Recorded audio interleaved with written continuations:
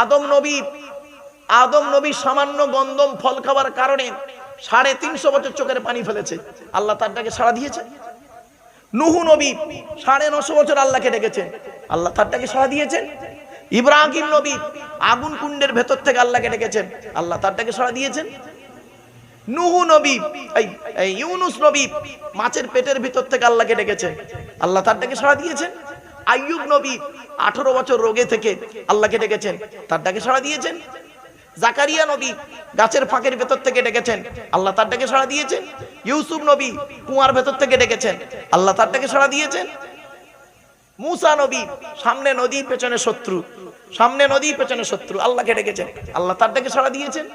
ঈসা নবী একটা ঘরের মধ্যে বসেছিলেন 12 জন লোককে নিয়ে, ঘরটাকে ঘিরে ফেলেছে, ঈসা নবীকে মেরে দেবে, আল্লাহকে ডেকেছেন, আল্লাহ তার ডাকে সাড়া দিয়েছেন। মুহাম্মদ সাল্লাল্লাহু আলাইহি ওয়াসাল্লাম হযরত আবু বকর সিদ্দিক রাদিয়াল্লাহু তাআলা আনহুকে নিয়ে মক্কা থেকে মদিনায় চলে যাচ্ছিলেন, একটা গুহার মধ্যে লুকিয়েছিলেন, আত্মগোপন করেছিলেন। আবু বকর সিদ্দিক রাদিয়াল্লাহু তাআলা আনহু বলছেন, ইয়া রাসূলুল্লাহ, ওরা যদি ওদের পায়ের দিকে তাকায় আমাদের দেখতে পাবে, আমরা দেখতে পাচ্ছি ওদের তুই। তখন আল্লাহ পাক কোরআনে বলে, লা তাহজান ইন্নাল্লাহা মা'ানা, ভয় করো না, আমি আল্লাহ তোমাদের সঙ্গে আছি। আর আপনি ডাকলে সাড়া দেবে না কে বলেছে? মনে রাখবেন, 3টে জিনিস যখন এক হবে তখন আপনার ইবাদত কবুল হবে। কটা কটা? যতদিন বাঁচবেন এটা মনে রাখবেন, 3টে জিনিস যখন এক হবে তখন আপনার ইবাদত কবুল হবে। 3টে জিনিস কি শুনে নিন। কথা, কথা, কাজ, অন্তর। কথা, কাজ, অন্তর, 3টে এক হতে হবে। কিরকম এক হবে?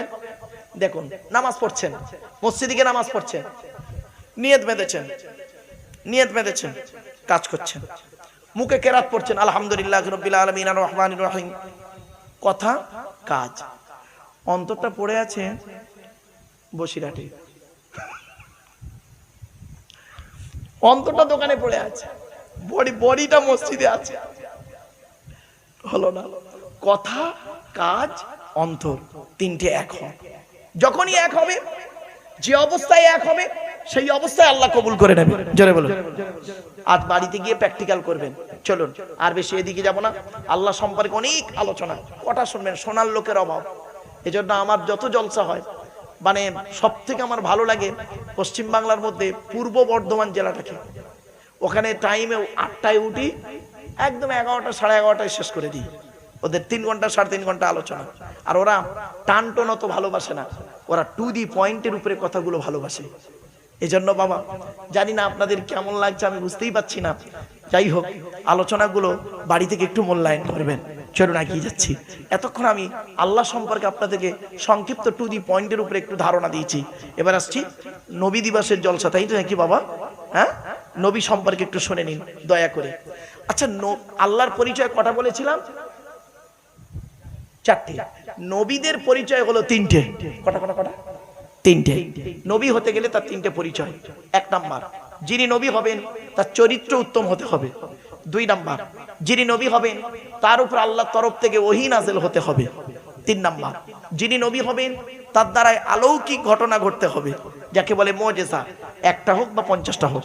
পৃথিবীতে যত নবী এসেছেন প্রত্যেক নবীর মাধ্যমে আল্লাহ পাক 1 থেকে 50টার ভিতরে মুজিজা দিয়েছেন। কিন্তু আমার নবী, বিশ্ব নবী, কুল কায়নাতের রাসূল রাহমাতুল লিল আলামিন মুহাম্মদ সাল্লাল্লাহু আলাইহি সাল্লামের মাধ্যমে আল্লাহ পাক পৃথিবীতে 1000-এরও বেশি মুজিজা দিয়েছেন। চলো আজ নবীর পরিচয়টা দিই। আচ্ছা, আমাদের নবীর নাম কি? মুহাম্মদ সাল্লাল্লাহু আলাইহি সাল্লাম। নবী মুহাম্মদ সাল্লাল্লাহু আলাইহি সাল্লাম কোন বংশে জন্মগ্রহণ করেছেন? কুরাইশ বংশ। কোন বংশে? কুরাইশ বংশে। আল্লাহর পরিচয় তো জানলেন, এবার নবীর পরিচয়টা একটু জানুন। চলুন, তবে অনুরোধ করছি আপনাদেরকে সুবহানাল্লাহ একটু জোরে বলতে হবে, পারবেন তো নাকি? চলো, কোন বংশ বললেন? কুরাইশ। মুহাম্মাদের বাপের নাম আব্দুল্লাহ, আব্দুল্লাহর বাপের নাম আব্দুল মুত্তালিব, আব্দুল মুত্তালিবের বাপের নাম আব্দে মান্নাফ, আব্দে মান্নাফের বাপের নাম হাশেম, হাশেমের বাপের নাম কুসাই, কুসাইয়ের বাপের নাম কিলাব, কিলাবের বাপের নাম মুররা, মুরার বাপের নাম লুবাই, লুবাইয়ের বাপের নাম কাব, কাবের বাপের নাম গালিব, গালিবের বাপের নাম ফিগির, ফিগির থেকে কুরাইশ বংশ এসেছে। নবীর বাপের নাম আব্দুল্লাহ, মায়ের নাম আমিনা, দাদার নাম আব্দুল মুত্তালিব, দাদির নাম হলো নেতিলা বিনতে খব্বাব ব্রাকেটে ফাতেমা, কেউ বলেছেন সামিরা। নবীর নানার নাম হলো আব্দুল ওয়াহাব জুগুরি, নবীর নানির নাম হলো বারিরা বাবাররা, নবীর দুধমার নাম হলো হালিমা, নবীর দুধ বাপের নাম হলো হারেস, নবীর দুধ ভাইয়ের নাম আব্দুল্লাহ, নবীর বাপের নাম আব্দুল্লাহ, নবীর দুধ ভাইয়ের নাম আব্দুল্লাহ, দুটো জন এক করে ফেলবেন না। নবীর জন্ম 570 খ্রিস্টাব্দে, ইংরেজি কি মাস ছিল? 29 আগস্ট, আরবি মাস ছিল রবিউল আউয়াল মাস, 12 তারিখ, মতান্তরী 9 তারিখ, সোমবার শবে সাদেকের সময় আরবের মক্কা নগরী কুরাইশ বংশে নবীর জন্ম। নবীর বাপেরা হলো 10 ভাই, নবীর মায়েরা হলো 19 বোন। নবীর 9টা চাচা, কটা নবীর 9টা চাচা, 18টা খালা, 6টা ফুপু, 7টা ছেলে মেয়ে। চলো, নবীর 9টা চাচার নাম কি? বড় চাচার নাম হলো হারেস, কি বললাম? হারেস, জুবাইর, মুকাইয়িম, ফাইদাক, জাইদাক, আবুল আগাব, হামজা, আব্বাস, আবু তলেব। নবীর বাপ হলো আব্দুল্লাহ। নবীর 7টা ছেলে মেয়ে, 3টে পুত্র সন্তান, 4টে কন্যা সন্তান। 3টে পুত্র সন্তানের নাম কি? 3টে পুত্র সন্তানের নাম হলো, বড় ছেলেটার নাম হলো কাসেম, তারপরের ছেলেটার নাম হলো তাহের বা তৈয়েব, ছোট ছেলেটার নাম হলো ইব্রাহিম। 4টে কন্যা সন্তানের নাম কি? বড় মেয়েটার নাম হলো জাইনাব, রুকাইয়া, উম্মে কুলসুম, ছোট মেয়েটার নাম হলো ফাতেমা, যার সঙ্গে নবীজি হযরত আলী রাদিয়াল্লাহু তাআলা আনহুর বিবাহ দিয়েছিলেন। হযরত আলী রাদিয়াল্লাহু তাআলা আনহুকে কেন জামাই করতে গেলেন নবী? আরবে ছেলের খুব অভাব ছিল বুঝি? না, হযরত আলী রাদিয়াল্লাহু তাআলা আনহু কোটিপতি ছিলেন, তাও তো নয়, অনেক কারণ। চলুন দুটো গুণ বলছি। হযরত আলী রাদিয়াল্লাহু তাআলা আনহুর মধ্যে আল্লাহ পাক অনেকগুলো গুণ দান করেছিলেন, তার মধ্যে থেকে দুটো গুণ আপনাদেরকে তুলে ধরছি। আর এখান থেকে বসে শিক্ষা নিয়ে নিন, কোন ছেলেকে জামাই করবেন। যাই তাই ছেলেকে জামাই করতে যাবেন না। ও আমার মায়েরা বোনেরা শুনে রেখে দিন, কোন ছেলেকে জামাই করবেন। খালি একলা বাপের একটা ছেলে দেখে ছুটবেন না, সব একলা বাপের একটা ছেলে সমান নয়। যে ছেলের মধ্যে কমসে কম দুটো গুণ পাবেন, যে ছেলের মধ্যে কমসে কম দুটো গুণ পাবেন, ওই ছেলেকে জামাই করবেন। আর কোন মেয়েকে বৌমা করবেন, যাই তাই মেয়েকে বৌমা করবেন না। খালি সাদা চামড়া দেখে ছুটবেন না, সব সাদা চামড়ার মেয়ে ভালো নয়। বাংলায় একটা কথা আছে, নদীর জল ঘোলা ভালো, জাতের মেয়ে কালো ভালো। বাড়ি থেকে ভাববেন কথাগুলো। কোন মেয়েকে বৌমা করবেন, এই কোরআনে আছে যে মেয়ের মধ্যে কমসে কম 6টা গুণ পাবেন। চলুন আগে ছেলেদেরটা বলি। ছেলেদের মধ্যে কটা গুণ বলেছি? কথা বলেন না একটু। দুটো। কি কি? 1 নাম্বার ছেলেটি সৎ ছেলে কিনা খবর নেবেন। সৎ কাকে বলে বক্তব্যের শুরুতেই বলে দিয়েছি, মনে পড়ছে? 2 নাম্বার ছেলেটি কর্মী কিনা খবর নেবেন। বাপের হোটেলে খায় এমন ছেলেকে জামাই করতে যেও না, ছেলে নিজে কি ইনকাম করে খবর নেবেন। এবারে আসছি, কোন মেয়েকে বৌমা করবেন, যে মেয়ের মধ্যে 6টা গুণ পাবেন। এই কোরআন তার সাক্ষী দিয়ে দিল। মুসলিমাতিন, মুমিনাতিন, কানিতাতিন, তাইবাতিন, আবিদাতিন, সাইহাতিন, সাঙ্গিবাতিন ওয়া আবকার। 28 নম্বর পারার 19 নম্বর পৃষ্ঠার 11 নম্বর লাইন, সূরার নাম সূরা তাহরিমের 5 নম্বর আয়াত। 1 নাম্বার হলো মেয়েটা মুসলমান কিনা খবর নেবেন। 2 নাম্বার হলো মেয়েটা বিশ্বাসী মেয়ে কিনা খবর নেবেন। 3 নাম্বার হলো খুব ইম্পর্টেন্ট, কি জানেন? কানিতাতিন, আনুগত্যশীলা মেয়ে কিনা খবর নেবেন। দূর থেকে খবর নিয়ে দেখবেন ওই মেয়েটি ওর বাপ আর মাকে ভক্তি শ্রদ্ধা করে কিনা খবর নেবেন। দূর থেকে খবর নিয়ে সঠিক তথ্য যদি পেয়ে যান মেয়েটি ওর বাপ আর মাকে ভক্তি শ্রদ্ধা করে না, ও যত সুন্দরী মেয়ে হোক, আর যত বড় পিসা মনীষা মুফতি সাহেবের মেয়ে হোক, আর যত শিক্ষিতা মেয়ে হোক, খবরদার ওই মেয়েকে জীবনে কোনোদিন বৌমা করতে যাবেন না। ওর নিজের বাম্মাকে ভক্তি শ্রদ্ধা করে না, তোমার বাম্মার প্রতি সহজে এক থালা ভাত দিতে চাইবে না। বেশিরভাগ মেয়েদের সংসার নষ্ট হচ্ছে এখন, বেশিরভাগ মেয়েদের সংসারে নষ্ট হয় মেয়ের মায়ের কান ভাঙানিতে, ঠিক না বেঠিক? যে মেয়ের মা যত বেশি চালাক, যে মেয়ের মা যত বেশি চালাক, ওই মেয়ের কপালে তত তাড়াতাড়ি তলাক। বাস্তব কথা বললাম। এজন্য মেয়ের মায়েদেরকে বলছি, মা বোনেরা আমারে ভুল বুঝবেন না, মেয়ের মায়েদেরকে বলছি দয়া করে আপনারা ছেলের মায়ের সঙ্গে টেক্কা দিতে যাবেন না। কি জিনিস আপনি 10 মাস 10 দিন পেটে ধরেছেন, 2.5 বছর দুধ পান করিয়েছেন, 18 বছর লালন পালন করেছেন, কি জিনিস আপনি ভালোই জানেন। কি পাঠিয়েছেন আপনি? মেয়ের কথা শুনে হঠাৎ করে, এটা কোন থানা? এটা মেয়ের কথা শুনে হঠাৎ করে দেগঙ্গা থানায় বধূ নির্যাতন কেস করতে যাওনি। বাস্তবটাই বলে গেলাম, যাচাই বাছাই করবেন। বাস্তবটাই বলে গেলাম, শুনে নিন। মেয়েদের শত্রু পৃথিবীতে না দুটো, মেয়েদের শত্রু পৃথিবীতে দুটো। 1 নাম্বার হলো কি জানেন? সতীন। সতীন হলো মেয়েদের চরম শত্রু। কিরকম শত্রু দেখবেন, মেয়েদের বুদ্ধি দেখুন। স্বামী মরে যায় যাক, স্বামী মরে যায় যাক, সতীন তো বিধবা হলো, ও নিজে যে বিধবা হয়ে গেছে ওর খেয়ালই নেই। মেয়েদের আর একটা শত্রুর নাম শুনুন, ননদ। ননদ, কি বললাম বাবা? ননদ মেয়েদের চরম শত্রু। এজন্য আপনাদেরকে অনুরোধ করে বলে যাচ্ছি, নিজের বোনকে যখন ছোলা চিনি জামা কাপড় টাকা পয়সা দেবেন, বউকে না জাইনে দেওয়াটাই হলো উত্তম। আর অনেকে আছে বউ পাগলা বিবির গোলাম, বোনকে একটা শাড়ি দিচ্ছে, বোনকে একটা শাড়ি দিচ্ছে বউকে জানিয়ে, জানো সোনা এইটা বোনকে দিচ্ছি, ওর কলজে ফেটে যাবে। বাস্তব কথা বললাম, খারাপ সেন্স নেবেন না। আচ্ছা কেনই বা আপনারা বইয়ের অনুমতি নেবেন না?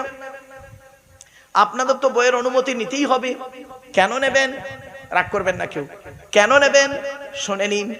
বাসর রাতে, ফুলসজ্জার রাতে, গভীর রাতে একা একা বইয়ের ঘরে যখন ঢুকেছিলেন, মাথা হেঁট করে মনে মনে কি বলেছিলেন খেয়াল করুন।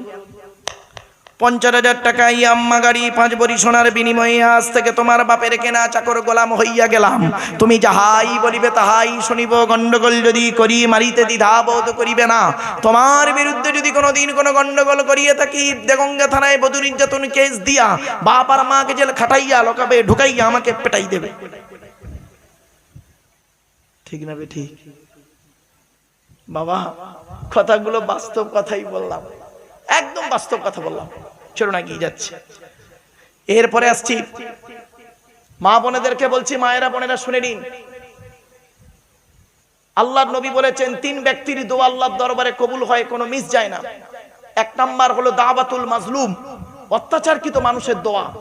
কোন স্বামী যদি তার স্ত্রীর উপরে অন্যায়ভাবে অত্যাচার করে, ওই স্ত্রী যদি বলে আল্লাহ আমি অন্যায় করিনি, আমার স্বামী আমার উপরে নির্মমভাবে অত্যাচার করছে, আল্লাহর তরফ থেকে গজব পড়বে, বলতে আর হবে না। অনেক শাশুড়ি আছে দেখবেন, এখানে অনেক শাশুড়ি আছে দেখবেন, নিজের মেয়েকে খাইয়ে নিয়ে ঘরের ভেতর ঢুকে বললো, বৌমা পরের মেয়ে খেয়েছে কিনা খবর নিল না। ও শাশুড়ি মায়েরা শুনে নিন, আপনি বৌমা পরের মেয়েকে যদি আপন করতে না পারেন, আল্লাহ আপনারও মেয়ে দিয়েছে, লোকের বাড়ি বৌমা হয়ে যাবে, আল্লাহর তরফ থেকে গজব পড়বে, বলতে আর হবে না। অনেক ননদ আছে দেখবেন, ভাইয়ের কানে কামড়াচ্ছে যাতে ভাই ভাবিকে মারে, এই ধান্দা করে। যুবতী বোনেরা শুনে নিন, ঘুঁটে পড়ে গোবর হাসে, ঘুঁটে বলে তোরও একদিন আছে। তুমি ভাবি পরের মেয়েকে যদি আপন করতে না পারো, তোমাকেও একদিন লোকের বাড়ি ভাবি হয়ে যেতে হবে, আল্লাহর তরফ থেকে গজব পড়বে, বলতে আর হবে না। অনেক বৌমাও আছে দেখবেন ডেঞ্জার, স্বামীর ইনকাম বেশি, স্বামীটাকে নিয়ে, ছেলেটাকে নিয়ে, মেয়েটাকে নিয়ে আলাদা খাবার ধান্দা করে। একই দেয়ালের এপারে স্বামী স্ত্রী ছেলে মেয়েকে নিয়ে মুরগির গোস্ত দিয়ে ভাত খায়, আর দেয়ালের ওপারে শ্বশুর শাশুড়ি বুড়ো বুড়ি আলু ভর্তা ডাল খায়। ওই বৌমার একটু বিবেকে বাঁধলো না, আজকের আমার বাম্মা যদি থাকতো আমি গোপনে 1 পিয়ালা তরকারি দিয়ে আসতাম। এ বৌমা, তুমি মুফতি সাহেবের মেয়ে কও, হাজি সাহেবের মেয়ে কও, তুমি যদি তোমার শ্বশুর শাশুড়িকে নিজের বাম্মার মতো ভক্তি শ্রদ্ধা সম্মান করতে না পারো, তোমার মতো বৌমাও হলো জাহান্নামী। ইসলাম কোনোদিন এক পেশে কথা বলে না। 2 নাম্বার হলো ওয়াদাবাতুল মুসাফিরি, মুসাফিরের দোয়া আল্লাহর দরবারে কবুল হয়। 3 নাম্বার হলো ওয়াদাবাতুল ওয়ালিদি আলা ওয়ালাদিহি, কোন বাপ আর মা যদি নিজের কলিজার টুকরা সন্তানের জন্য দোয়া চেয়ে যায়, বিদ্যুতের থেকে দ্রুত গতিতে বাম্মার দোয়াটা আল্লাহর দরবারে কবুল হয়ে যায়। আসছি, আলোচনা দিয়ে যাচ্ছি। আসুন, আল্লাহর নবী একদিন সাহাবীদেরকে বললেন, তোমাদের বাড়িতে কয় শ্রেণীর মেয়ে ছেলে আছে গো? সাহাবীরা বললেন, হে নবী, আমাদের বাড়িতে 4 শ্রেণীর মেয়ে ছেলে আছে। কয় শ্রেণীর?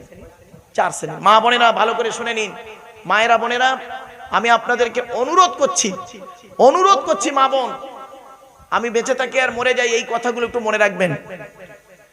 আল্লাহর নবী বললেন, তোমাদের বাড়িতে কয় শ্রেণীর মেয়ে ছেলে আছে? সাহাবীরা বললেন, হে নবী, আমাদের বাড়িতে 4 শ্রেণীর মেয়ে ছেলে আছে। কে কে? মা, মা, বোন, মেয়ে, বউ। মা, বোন, মেয়ে, বউ। তখন নবীজি বললেন, তোমরা কি করে বুঝবে এই 4 শ্রেণীর মেয়ে ছেলে জান্নাতি না জাহান্নামী? মারাত্মক প্রশ্ন কিন্তু। আপনার আমার বাড়িতে 4 শ্রেণীর মেয়ে ছেলে আছে, মা, বোন, মেয়ে, বউ। কি করে আপনি বুঝবেন আপনার মা, বোন, মেয়ে, বউ জান্নাতি না জাহান্নামী? শুনে নিন, একটু দয়া করে শুনে যান। আল্লাহ নবী বললেন, যে সমস্ত মেয়েদের মধ্যে কমসে কম 6টা অভ্যাস থাকবে। কটা? 6টা অভ্যাস থাকবে। ওই মেয়ে ছেলে যত নামাজ পড়ুক, রোজা রাখুক, হজ করুক, তাহাজ্জুদ পড়ুক, ওই নারী জাহান্নামী, জাহান্নামী, জাহান্নামী। মা বোনরা শুনে নিন, 6টা অভ্যাস যেন আপনার মধ্যে না থাকে। একটা একটা করে শুনে নিন। সে আপনার মা হতে পারে, মেয়ে হতে পারে, বউ হতে পারে, বোন হতে পারে। আর যদি এই অভ্যাসগুলো থাকে, পরিবর্তন করার চেষ্টা করবে, দায়িত্ব আপনার। চলুন, 1 নাম্বার নবী বললেন, ওই মেয়ে ছেলের প্রতি আল্লাহর গজব। নামাজ পড়ে, রোজা রেখে তার নামাজ রোজা কবুল হবে না আল্লাহর দরবারে। যে মেয়ে ছেলে স্বামীর সঙ্গে যখন কথা বলে মেজাজ দিয়ে কথা বলে। অনেক মেয়ে ছেলে আছে দেখবেন, পাড়ার লোকের সঙ্গে কথা বলে মিষ্টি ভাষায়, আর স্বামীর সঙ্গে যখন কথা বলে দেখবেন মেজাজ দিয়ে কথা বলে। আল্লাহ রাসূল বলেছেন, ওই নারীর ইবাদত আল্লাহ কবুল করবে না। মায়েরা বোনেরা, খবরদার, আজকের বাড়ি যাবেন, এই অভ্যাস যদি আপনার মায়ের মধ্যে থাকে, যদি দেখেন আপনার মা আপনার বাপের সঙ্গে মেজাজ দিয়ে কথা বলছে, মায়ের হাত দুটো ধরে ক্ষমা চেয়ে বলবেন, মা খবরদার, তুমি তোমার জাহান্নামটাকে কিনে নিও না। আজ আমি ওয়াজটা শুনে এসেছি, আসলে এইসব ওয়াজ তো হয় না বাপ। 2 নাম্বার হলো, ওই নারী নামাজ পড়ে রোজা রেখে জাহান্নামায় যাবে যে নারী স্বামীর দুর্নাম বদনাম অন্যের কাছে করে বেড়ায়। অনেক মা বোন আছে দেখবেন, স্বামীর দুর্নাম বদনাম অন্যের কাছে করে বেড়ায়। কিরকম? রাগ করবেন না, 2 ছেলের মা হয়ে গেল, আজও পর্যন্ত সেই 9-এ পড়া ছেলেটার সঙ্গে প্রেম করত, তার ফোন নাম্বার নিয়েছে, এখনো পর্যন্ত ফেসবুক, টুইটার, মেসেঞ্জার, হোয়াটসঅ্যাপ করে তার সঙ্গে যোগাযোগ রাখে। হারাম। 3 নাম্বার, ওই নারী জাহান্নামী নারী। মা বোনেরা সচেতন হয়ে যান। যে নারী স্বামী থাকা সত্ত্বেও অন্য পুরুষের সঙ্গে পরকীয়ায় লিপ্ত হয়, ব্যভিচারে লিপ্ত হয়। অনেক মা বোন আছে যারা করে কি, স্বামী রয়েছে, স্বামী থাকা সত্ত্বেও স্বামীর সঙ্গে সম্পর্ক রাখে ভালো, আবার দেওরের সঙ্গে অন্য লোকের সঙ্গে অবৈধ সম্পর্ক করে। হারাম, হারাম, হারাম। 4 নাম্বার হলো, ওই মেয়ে ছেলে জাহান্নামী নারী, নামাজ পড়ে রোজা রেখে জাহান্নামায় যাবে যে মেয়ে ছেলে বিনা কারণে স্বামীর বিছানা ছেড়ে দিয়ে অন্য বিছানায় রাত কাটায়। ভালো করে শুনে যান, দয়া করে বলে যাচ্ছি বাপ, স্বামীর বিছানা ছেড়ে দিয়ে অন্য বিছানায় রাত কাটায়। অনেক মেয়ে ছেলে আছে দেখবেন যাদের বয়স 45, 50, 55, 60, 65, 70। স্বামীর বয়স 70 বছর, বুড়ির বয়স 60 বছর। 70 বছরের বুড়ো মানুষ, 70 বছরের স্বামী হার্টের রোগী, সুগারের রোগী, প্রেসারের রোগী, স্ট্রোক রোগী, কখন মরে কখন বাঁচে খবর রাখে না। বুড়ি বুড়োর খবর রাখে না, বুড়ো খাচ্ছে কি মরছে দেখার দরকার নেই। বুড়ি কি করে দেখবেন, ছোট ছেলের ঘরে ঘুমায় খাটে, আর নাতিটা নিয়ে ঘুমায় তাহাজ্জুদের নামাজ পড়ে। ও তাহাজ্জুদের নামাজই আল্লাহ কবুল করবে না। শুনে নিন, একজন পুরুষ 4 জনকে খুশি করলে জান্নাতি, আর একজন নারী 3 জনকে খুশি করলে জান্নাতি। একজন পুরুষ 4 জনকে কে? 1 নাম্বার পুরুষ, তুমি তোমার রব আল্লাহকে খুশি করো, অর্থাৎ কোরআন মোতাবেক জীবন যাপন করো।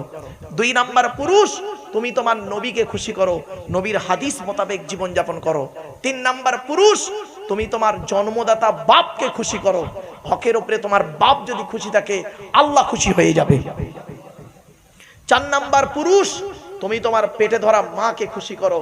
আজ আপনাদের বলে যাচ্ছি, আগে ভালো ছেলে হন, পরে ভালো জামাই হবেন। বুঝতে পারেননি কথাটা না? আমরা ভালো জামাই হতে পেরেছি, ভালো ছেলে হতে পারিনি।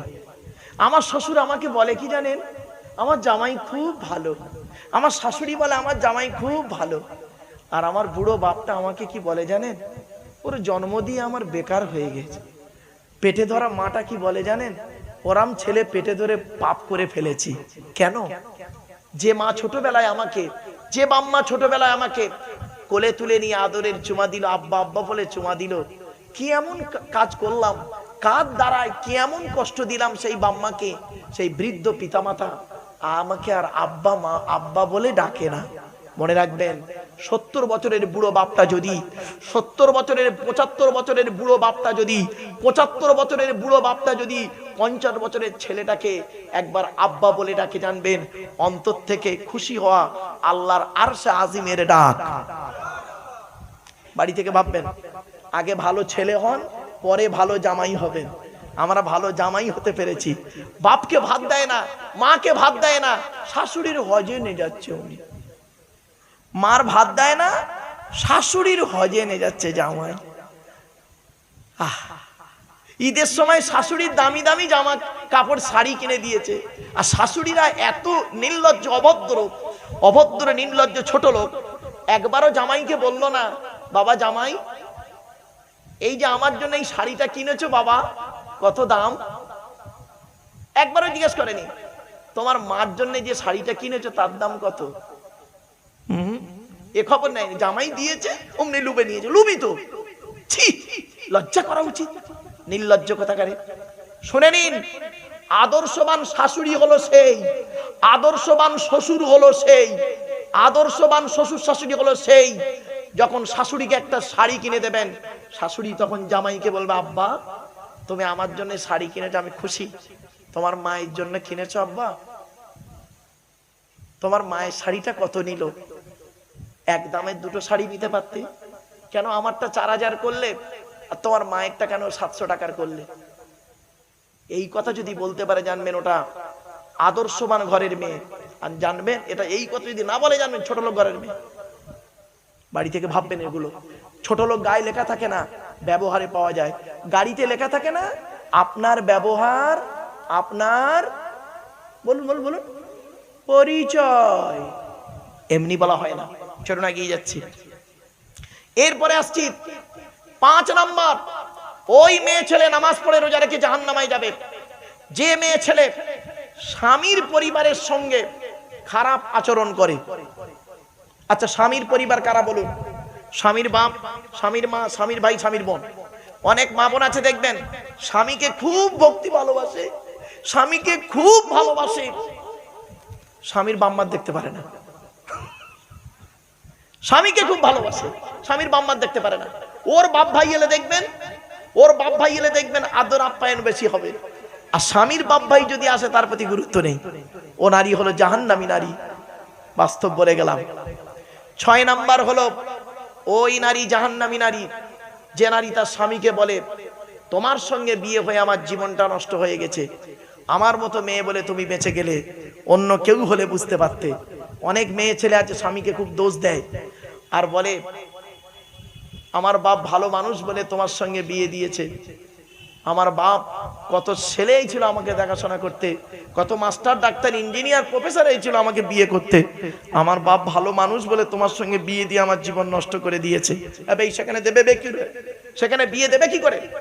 তো ডাক্তার তো ডাক্তার মাস্টারকে বিয়ে দেবে কি করে তোকে? তুই তো 9 ক্লাস কম মাধ্যমিক পাস। বুঝতে পারেননি না? বুঝতে পারেননি? হ্যাঁ, ন ক্লাস কম, মাধ্যমিক পাস, তা ডাক্তার বিয়ে করবে? আমি ভালো বলেই বিয়ে করেছি, খারাপ সেন্স নেবেন না। জন্ম মৃত্যু বিবাহ কার হাত? আল্লাহর হাত। শুনে নিন, এইবারে শেষের দিকে নিয়ে যাব, অসুবিধা হচ্ছে না বাবা? হ্যাঁ, শেষের দিকে নিয়ে যাব, কারণ শ্রোতাদের ইন্টারেস্ট দেখে বক্তব্যের টাইম বাড়ানো হয়।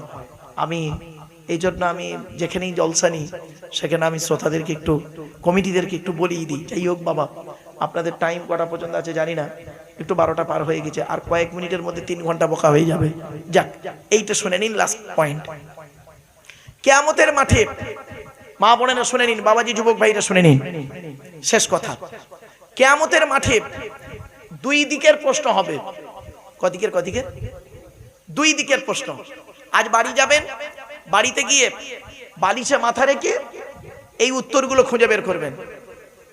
যদি উত্তরগুলো পেয়ে যান, সকালবেলা উঠে বলবেন ইনশাআল্লাহ আমি জান্নাতি। আর যদি উত্তরগুলো না পান, মরণ পর্যন্ত এই উত্তরগুলো খোঁজার চেষ্টা করবেন। কি শুনে নিন। কিয়ামতের মাঠে 2 দিকের প্রশ্ন হবে। 1 নাম্বার প্রশ্ন হবে আল্লাহর তরফ থেকে, হুকুকুল্লাহ, আল্লাহর হক। আর 2 নাম্বার প্রশ্ন হবে হুকুকুল ইবাদ, বান্দার হক। আল্লাহর কি প্রশ্ন হবে আল্লাহর তরফ থেকে? দেখি, আল্লাহ বলবেন তুই নামাজ পড়েছিলিস, তুই রোজা রেখেছিলিস, তুই হজ করেছিলিস, যাকাত দিয়েছিলিস, দান খয়রাত করেছিলিস? তা আমি কি বলবো সেদিন? আল্লাহ, মাঝে মাঝে নামাজ পড়েছি, মাঝে মাঝে পড়িনি, আপনি দয়ালু দয়াবান, আজকের মাফ করে দিন। আপনি যদি আজ মাফ না করেন, আমার জাহান্নাম ছাড়া কোনো রাস্তা নেই। সেই দিন রহমানুর রহিম যদি আমাদের মাফ করেন তো পার হয়ে গেলাম। আল্লাহর তরফের প্রশ্ন ধরা আমরা পড়ব। এখানে যত নারী পুরুষ বসে আছে, দাঁড়িয়ে আছেন, ধরা আমরা পড়ব। বান্দার তরফের প্রশ্ন, বান্দার তরফ থেকে একজন পুরুষকে 10 রকমের প্রশ্ন হবে। করকম এই 10টা খালি শুনে নি, টাইম বেশি নেব না বাবা, আমি বুঝে নিয়েছি। এই 10 রকমের প্রশ্ন কি? প্রথম প্রশ্ন আল্লাহ করবেন, স্বামী হিসাবে দায়িত্ব কতটুকু পালন করেছিস? স্বামী হিসাবে স্ত্রীর কতটা হক আদায় করেছিস? আল্লাহ, এর পেছনে হাদিস আছে গো বাপ, সময় হাতে নেই। আল্লাহর নবী বলেছেন প্রত্যেক স্বামীর দায়িত্ব হলো সে যেন তার স্ত্রীর কমসে কম 17টা শিক্ষা দান করে। কটা? 17টা যেন শিক্ষা দেয় বউকে। কটা শিক্ষা দিয়েছেন স্ত্রীকে? একটাও তো দেননি। দয়া করে 2-4টা শুনে যান অন্তত। 1 নম্বরে বলা হয়েছে, নবী বললেন এই স্বামীরা তোমরা তোমাদের স্ত্রীদেরকে এই শিক্ষা দেবে, তারা যেন কোনোদিন তাদের সঙ্গে যখন কথা বলবে আসসালামু কাবলাল কালাম, স্বামী স্ত্রী যখন কথাবার্তা বলবে একে অপরকে সালাম দেওয়া নেওয়া করবে। বউকে সালাম দিয়েছেন? শালিকে সালাম দিচ্ছে, বউকে সালাম দিয়ে অভ্যাস করবে। 2 নম্বরে নবী বললেন এই স্বামীরা তোমরা তোমাদের স্ত্রীদেরকে এই শিক্ষা দেবে, তারা যেন কোনোদিন কাবা শরীফের দিকে মুখ করে কোনোদিন থুতু যেন না ফেলে। 3 নম্বরে বলা হলো এই স্বামীরা তোমরা তোমাদের স্ত্রীদেরকে এই শিক্ষা দেবে, তারা যেন কোনোদিন কাবা শরীফের দিকে মুখ করে কোনোদিন পেশাব পায়খানা যেন না ফেরে। 4 নম্বরে বলা হলো তোমরা তোমাদের স্ত্রীদেরকে এই শিক্ষা দেবে, তারা যেন কোনোদিন কাবা শরীফের পেছন ফিরে যেন পেশাব পায়খানা যেন না ফেরে। 5 নম্বরে বলা হলো তোমরা তোমাদের স্ত্রীদেরকে এই শিক্ষা দেবে, তারা যেন কোনোদিন গোসলখানায় পেশাব যেন না ফেরে। 6 নম্বরে বলা হলো তোমরা তোমাদের স্ত্রীদেরকে এই শিক্ষা দেবে, তারা যেন কোনোদিন গোসলখানায় উলঙ্গ অবস্থায় গোসল যেন না করে। 7 নম্বরে বলা হলো তোমরা তোমাদের স্ত্রীদেরকে এই শিক্ষা দেবে, তারা যেন হাতের চুড়ি, কি বলেন, চুড়ি, হাতের চুড়ি তারা যেন কোনোদিন 1-এর বেশি ব্যবহার যেন না করে। আমার মায়েরা বোনেরা শুনে নিন, 1 হাতে 1টা চুড়ি পরবেন, 1 হাতে 2, 3, 4টে চুড়ি পরা নিষেধ।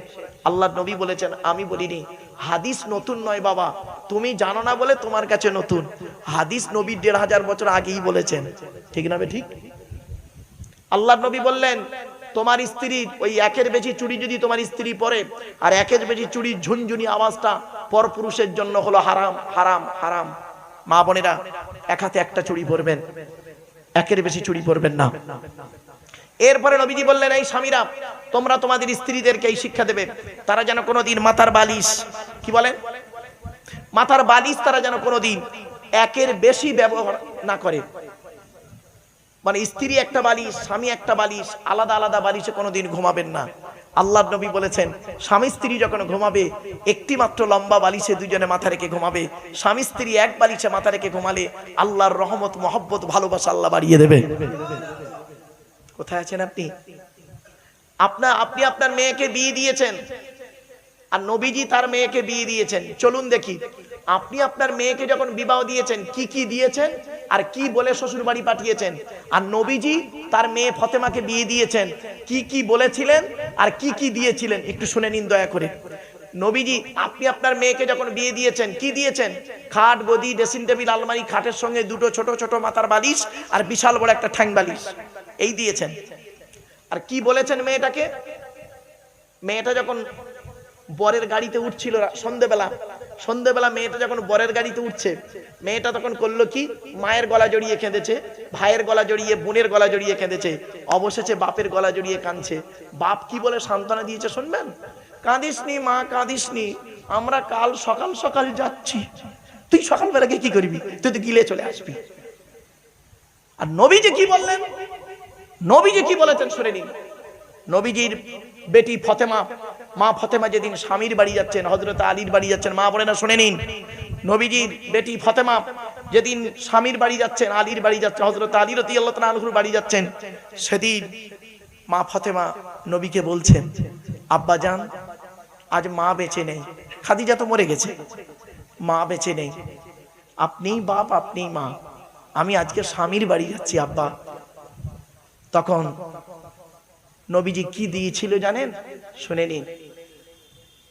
দুটো জামা দিয়েছিলেন, একটা খেজুর পাতার চাটাই দিয়েছিলেন, একটা পানির কলসি দিয়েছিলেন, একটা কম্বল দিয়েছিলেন, একটা জাঁতা দিয়েছিলেন, আর একটি মাত্র চামড়ার বালিশ দিয়েছিলেন নবীজি।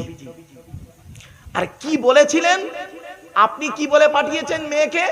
কাঁদিসনি মা, কাঁদিসনি, আমরা কাল সকাল সকাল যাচ্ছি।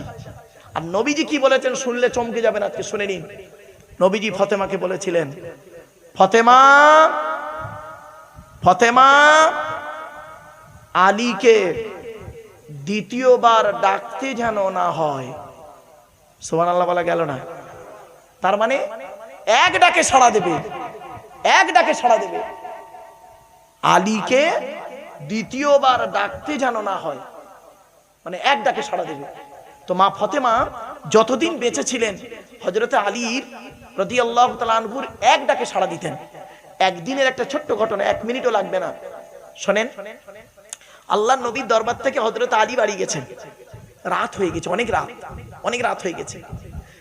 হযরত আলী রাদিয়াল্লাহু তাআলা আনহু মনে মনে ভাবছেন, ছি ছি ছি, এত রাত হয়ে গেল, হাসান হোসাইন ফতেমা কি না মনে করছে, বাড়ি গিয়ে আর দরজার যে বালা থাকে না, বালা, দরজার বালাটা একটু আস্তে করে নাড়া দিয়ে আস্তে করে ডেকেছে, ফতেমা। একবার ডেকেছে ফতেমা, সঙ্গে সঙ্গে মা ফতেমা লাব্বাইক বলে দরজা খুলে দিয়েছে। তখন হযরত আলী রাদিয়াল্লাহু তাআলা আনহু বলছেন, ফতেমা, আমার জন্য তোমাকে জেগে বসে থাকতে হবে না, হাসান হোসাইনকে খাইয়ে তুমিও খাওয়া দাওয়া করে ঘুমিয়ে পড়বে। আমি নবীজির দরবার থেকে যখন আসবো, এসে খাওয়া দাওয়া করে ঘুমিয়ে পড়বো। মা ফতেমা সেদিন কি বলেছিলেন শুনে নিন, আর বেড়া চাপার মানুষেরা শুনে নিন বাবারা। মা ফতেমা সেদিন বলেছিলেন, এটা হলো আমার মায়ের স্বভাব, বাপের অর্ডার, মায়ের স্বভাব, বাপের অর্ডার। তখন হযরত আলী রাদিয়াল্লাহু তাআলা আনহু বলছেন, মায়ের স্বভাব মানে? মায়ের স্বভাবটা আবার কি, একটু খুলে বলো না। বলছে, শুনুন, আমরা হলাম 4 বোন, জয়নাব, রুকাইয়া, উম্মে কুলসুম, আমি ছোট মেয়ে ফতেমা। আমি আমার মা খাদিজাকে নিজে চোখে দেখেছি, আমি আমার মা খাদিজাকে নিজে চোখে দেখেছি। আমার মা আমাদের 4 বোনকে খাইয়ে শুইয়ে দিয়ে আমার মা যতক্ষণ না আব্বাজান বাড়ি আসতেন ততক্ষণ পর্যন্ত ঘুমানো তো দূরের কথা, খেতেন না। আব্বাজান এসে যখন, আর মা কি করতেন, দরজা লাগিয়ে দাঁড়িয়ে দাঁড়িয়ে কোরআন তেলাওয়াত করতেন, আর দাঁড়িয়ে দাঁড়িয়ে করতেন কি, উনি আল্লাহ আল্লাহর জিকির করতেন, আব্বার অপেক্ষায় থাকতেন। যত রাত হোক আব্বাজান যখন বাড়ি এসে একবার খাদিজা বলে ডাকতেন, একবার খাদিজা বলে ডাকতেন, সঙ্গে সঙ্গে আমার আম্মাজানকে আমি চোখে দেখেছি লাব্বাইক ইয়া রাসূলুল্লাহ বলে দরজা খুলে দিতেন। এই অভ্যাসটা আমি মায়ের থেকে শিখে নিয়েছি। আর আপনার বউ কি করে? আপনার বউ কি করে? আপনার জন্য অপেক্ষা করে? তা আপনার মেয়ে আপনার জামাইয়ের জন্য অপেক্ষা করবে? ডাইসটাই তো খারাপ, ডাইসটাই তো খারাপ। পেটে ধরলে মা হওয়া যায় না, জন্ম দিলে বাপ হওয়া যায় না। বাপ মা হতে গেলে অনেক রেসপন্সিবিলিটি আছে, দায় দায়িত্ব আছে। সময় সংক্ষিপ্ত, এই 3 ঘন্টা বকে ফেলেছি বাবা, ধৈর্য থাকবে না আপনাদের। কয়েক কটা কথা একটু শুনে যান, চলুন। তখন হযরত আলী রাদিয়াল্লাহু তাআলা আনহু বলছেন, আচ্ছা বাপের অর্ডারটা কি? মায়ের স্বভাবটা নাই বুঝলাম, বাপের অর্ডারটা কি? বলছে, আমি যেদিন আপনার বাড়ি আসছিলাম সেদিন আমার আব্বাজান একটাই কথা বলেছিলেন, ফাতেমা আলীকে দ্বিতীয়বার ডাকতে যেন না হয়, মানে এক ডাকে সাড়া দেবে। তা আমি সেই দিন থেকে আব্বার কথাকে মান্য করতে গিয়ে আমি মরণ পর্যন্ত যেন আপনার এক ডাকে সাড়া দিয়ে যেতে পারি। আর আপনি আপনার মেয়ের নাম রেখেছেন ফাতেমা। আপনার আশা কি? নবীর বেটির নাম ফাতেমা, আমার মেয়েটার নাম রেখেছি ফাতেমা। নাম রাখলে হবে না, কামে দেখাতে হবে। নামের বড়াই করো না কো, নাম দিয়ে কি হয়? নামের মাঝে পাবে না কো নামের পরিচয়। মতি ঝিলে মতি নাই, মতি কোথায় রয়? ঢাকা শহর খোলা থাকে, ঢাকা নাকি হয়। বাবা কামটা করো। ওই ফাতেমা নাম রাখলে মনে করুনি যে আমার নবীর বেটির সঙ্গে আমার মেয়ের হাসর হবে। ওটা কাজ করুন, চলুন। অনেক আলোচনা বাপ। 1 নাম্বার, কিয়ামতের মাঠে আপনাকে প্রশ্ন করা হবে স্বামী হিসাবে কতটা দায়িত্ব পালন করেছো। 2 নাম্বার, কিয়ামতের মাঠে আপনাকে প্রশ্ন করা হবে পিতা হিসাবে কতটা দায়িত্ব পালন করেছো। 3 নাম্বার, কিয়ামতের মাঠে আপনাকে প্রশ্ন করা হবে ভাই হিসাবে কতটা দায়িত্ব পালন করেছো। 4 নাম্বার হলো চাচা হিসাবে কতটা দায়িত্ব পালন করেছো। 5 নাম্বার হলো ছেলে হিসাবে কতটা দায়িত্ব পালন করেছো। 5টা। 6 নাম্বার হলো বোনাই হিসাবে কতটা দায়িত্ব পালন করেছো। বোনাই, দুলা ভাই, বোনাই হিসাবে কতটা দায়িত্ব পালন করেছো। সাথে সাথে আরেকটা কি, সাথে সাথে হলো দেওর হিসাবে কতটা দায়িত্ব পালন করেছো। 7 নাম্বার হলো খালু হিসাবে কতটা দায়িত্ব পালন করেছো, অথবা জামাই বাবু ফুফা হিসাবে কতটা দায়িত্ব পালন করেছো। 8 নাম্বারটা খুব ইম্পর্টেন্ট, মা বোনেরা শুনেন, বাবাজিরা শুনেনি, মামা হিসাবে কতটা দায়িত্ব পালন করেছো। এখানে অনেক মামা বসে আছে, মামা মামা, অনেক মামা বসে আছে। বোনাই মরে গেছে, বোনের 2টো বাচ্চা ছিল। তোমার বইয়ের জামা কাপড় কিনলে, ছেলে মেয়ের জামা কাপড় কিনলে দামি দামি, আর 2টো ভাগনা ভাগ্নি ছিল গরিব, তাদেরকে তুমি ভালো কিছু কিনে দিলে না। তোমার মতো মামাকে কিয়ামতের মাঠে জাহান্নামায় টেনে টেনে নিয়ে যাওয়া হবে। 9 নাম্বার হলো দাদু হিসাবে, দাদু দাদু কি, বাপের বাপকে কি বলেন? দাদু। এখানে অনেক দাদু বসে আছে। দাদু হিসাবে কিয়ামতের মাঠে আপনাকে ধরা হবে। বাপের বাপকে, বাপের 4টে ছেলে, বড় ছেলেটা পয়সা দেয়, বড় ছেলে অনেক টাকা আছে, বড় ছেলের ছেলেকে দাদু বেশি করে কোলে করে নেয়, বিস্কুট কিনে দেয়, আর নাতিদের দেখে না। মেজো ছেলেটা গরিব, তার ছেলেকে দেখে না। ওই দাদু যত নামাজ পড়ুক, রোজা রাখুক, কিয়ামতের মাঠে ওকে ধরা হবে। 10 নাম্বার হলো শেষ, এটা হলো কি, নানা হিসাবে কতটা দায়িত্ব পালন করেছো। নানা, এখানে অনেক নানা বসে আছে, দেখবেন বড় জামাইটা চাকরি করে, বড় জামাইয়ের ছেলেকে ভালো করে খাবার কিনে দেয়, বিস্কুট কিনে দেয় নাতি, আর ছোট জামাইটা টোটো চালায়, তার গুরুত্ব দেয় না, তাকে দেখেই না। ও আবার নানা 6 বার হজ করেছে, হাস চিটিং বাজ কোথাকারে। বাস্তব কথা বললাম বাবা, আমার এই কথাগুলো সাময়িক শুনতে খারাপ লাগবে, চলুন বাবা শেষ করতে।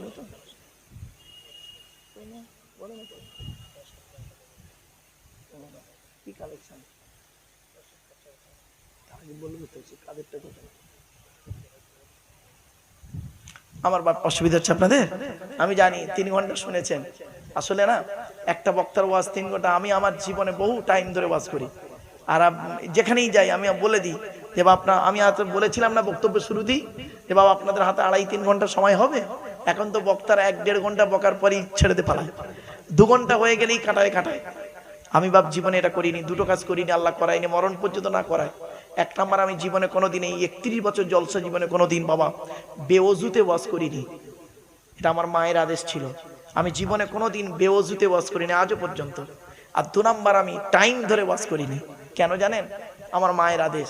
আমি আমার মাকে, আমার মা বলেছিলেন আমার আম্মাজান আল্লাহর নবী আবু বকর, ওমর, উসমান, আয়েশা, খাদিজা, ফাতেমার সঙ্গে বহুবার আল্লাহ তার স্বপ্নে দিদার হয়েছে তার। তো আমার আম্মা আমাকে বলেছিলেন, আব্বা এ টাইম ধরে তুমি ওয়াজ করো না। বললাম কেন মা? সময়ের তো দাম আছে। বলে ওটা বান্দার সঙ্গে সময়ের দাম, আল্লাহর সঙ্গে নয়। আমি সে কিরকম? বলছি দেখো তোমাকে কমিটি টাইম দিল 10টা থেকে 12টা, জাস্ট আমাকে বলছে। আমার প্রথম শিক্ষিকা আমার মা। তো আমার মা বলছে যে আব্বা তোমাকে ধরো জলসা কমিটি টাইম দিল 10টা থেকে 12টা, তুমি টাইম ধরে 10টা থেকে 12টার মধ্যে কোরআন হাদিসের একদম ফুলঝুরি করে দিলে। কোরআন হাদিস প্রচুর বলেছো, সব ফুলঝুরি, মানে এত পরিমাণ কোরআন হাদিস বলেছো। ওই 2 ঘন্টার মধ্যে একটা লোকই হেদায়েত হয়নি, একটা লোক হয়নি, মাথার উপর দিয়ে চলে গেছে, বুঝতেই পারেনি। আর তুমি আধ ঘন্টা বেশি বলেছো, ওর মধ্য থেকে আল্লাহ পাক তোমার মুখ থেকে এমন কিছু কথা বের করিয়ে নিয়েছে, ওই আধ ঘন্টার ওয়াজটা তার মাথায় লেগেছে, আর সেইটার উপরে ও আমল করে গেছে। কিয়ামতের মাঠে ওর সিলাই জান্নাত পাবে। আমার বাপেরা, এই জন্য আমি টাইম ধরে এ করি না। যাই হোক, দেখতে দেখতে 3 ঘন্টা বকে ফেলেছি আপনাদের কাছে। আমার কোনো বোরিং নেই বাপ, চলুন। তা আপনাদেরকে মোনাজাত তো হবে, আখেরি মোনাজাত হবে বাবা, কবরে শুতে হবে সকলকে। শেষ কথা বলি, শেষ করে দিচ্ছি। কমিটির তরফ থেকে একটা আবেদন এসেছে বাপ, 5 মিনিট, বেশি নয়। আপনাদেরকে 3 ঘন্টা আলোচনা শুনেছেন, এরা যদি আগে আমাকে ইঙ্গিত দিত না, তাহলে আমি ওয়াজের লাইনটা ঠিক ওই দিকে করাতাম। যাই হোক, ছোট্ট একটা কথা আপনাদের বলি, শেষ কথা। একজন খাঁটি মোমেনকে চিনতে গেলে 5টা গুণ আছে। কটা কটা? জোরে বলুন। 5টা গুণ। আমার মা বোনরা শুনেনি। আপনি যে একজন মোমেন, আপনাকে চিনবো কি দেখে? কোরআন বলছে মোমেনকে চিনবে কি দেখে? 5টা গুণ আছে। কোরআন বলছে ইন্নামাল মুমিনুনা আল্লাযীনা ইযা যুকিরাল্লাহু ওয়াজিলাত কুলুবুহুম ওয়া ইযা তুলিয়াত আলাইহিম আয়াতুহু যাদাতুহুম ঈমানা ওয়া আলা রাব্বিহিম ইয়াতাওয়াক্কালুন আল্লাযীনা ইউকিমুনাস সালাত ওয়া মিম্মা রাযাকনাহুম ইউনফিকুন। এরপরে আল্লাহ নিজেই সার্টিফিকেট দিচ্ছে, উলাইকা হুমুল মুমিনুনা হাক্কা লাহুম দারাজাতুন ইনদা রাব্বিহিম ওয়া মাগফিরাতুন ওয়া রিজকুন কারীম। এই আয়াতটা কোথায় আছে? 9 নম্বর পারা 16 নম্বর পৃষ্ঠা 2 নম্বর লাইন, সূরার নাম সূরা আনফালে 2-3 নম্বর আয়াত। বাংলা মানেটা কি? আল্লাহ বলছেন মুমিনকে চিনবে কি দেখে? 1 নাম্বার, মুমিনের সামনে যখন আল্লাহর গজবের আলোচনা করা হবে, মুমিনের অন্তরটা, চোখ মুখটা ছলছল করবে, আল্লাহর ভয়ে, আল্লাহর আযাবের ভয়ে অন্তরটা কাঁপতে থাকবে। একটা উদাহরণ দিই, শোনেন, ছোট্ট উদাহরণ দিচ্ছি। আল্লাহর নবী 621 খ্রিস্টাব্দে রজব মাসে 27 তারিখে নবী আল্লাহর সঙ্গে দিদার করতে গিয়েছিল শবে মেরাজ। নাম শুনেছেন? হ্যাঁ। তো নবীজি জান্নাত জাহান্নাম দেখে, আল্লাহ জান্নাত জাহান্নাম নবীকে দেখালো। তো জান্নাতের ভিতরে নবী কি দেখলেন আর জাহান্নামের ভিতরে কি দেখলেন, শর্ট টাইমের ভিতরে বলে দিচ্ছি, শুনে নিন। নবী জান্নাতের ভিতরে কি দেখলেন? নবীজি বলছেন, আমি জান্নাতের ভিতরে হাঁটছিলাম, হাঁটতে হাঁটতে হঠাৎ একজনের জুতোর আওয়াজ শুনতে পেলাম। জান্নাতের ভিতরে জুতোর আওয়াজ। তো নবী মনে মনে ভাবছেন, জান্নাতের ভিতরে জুতোর আওয়াজ কার রে?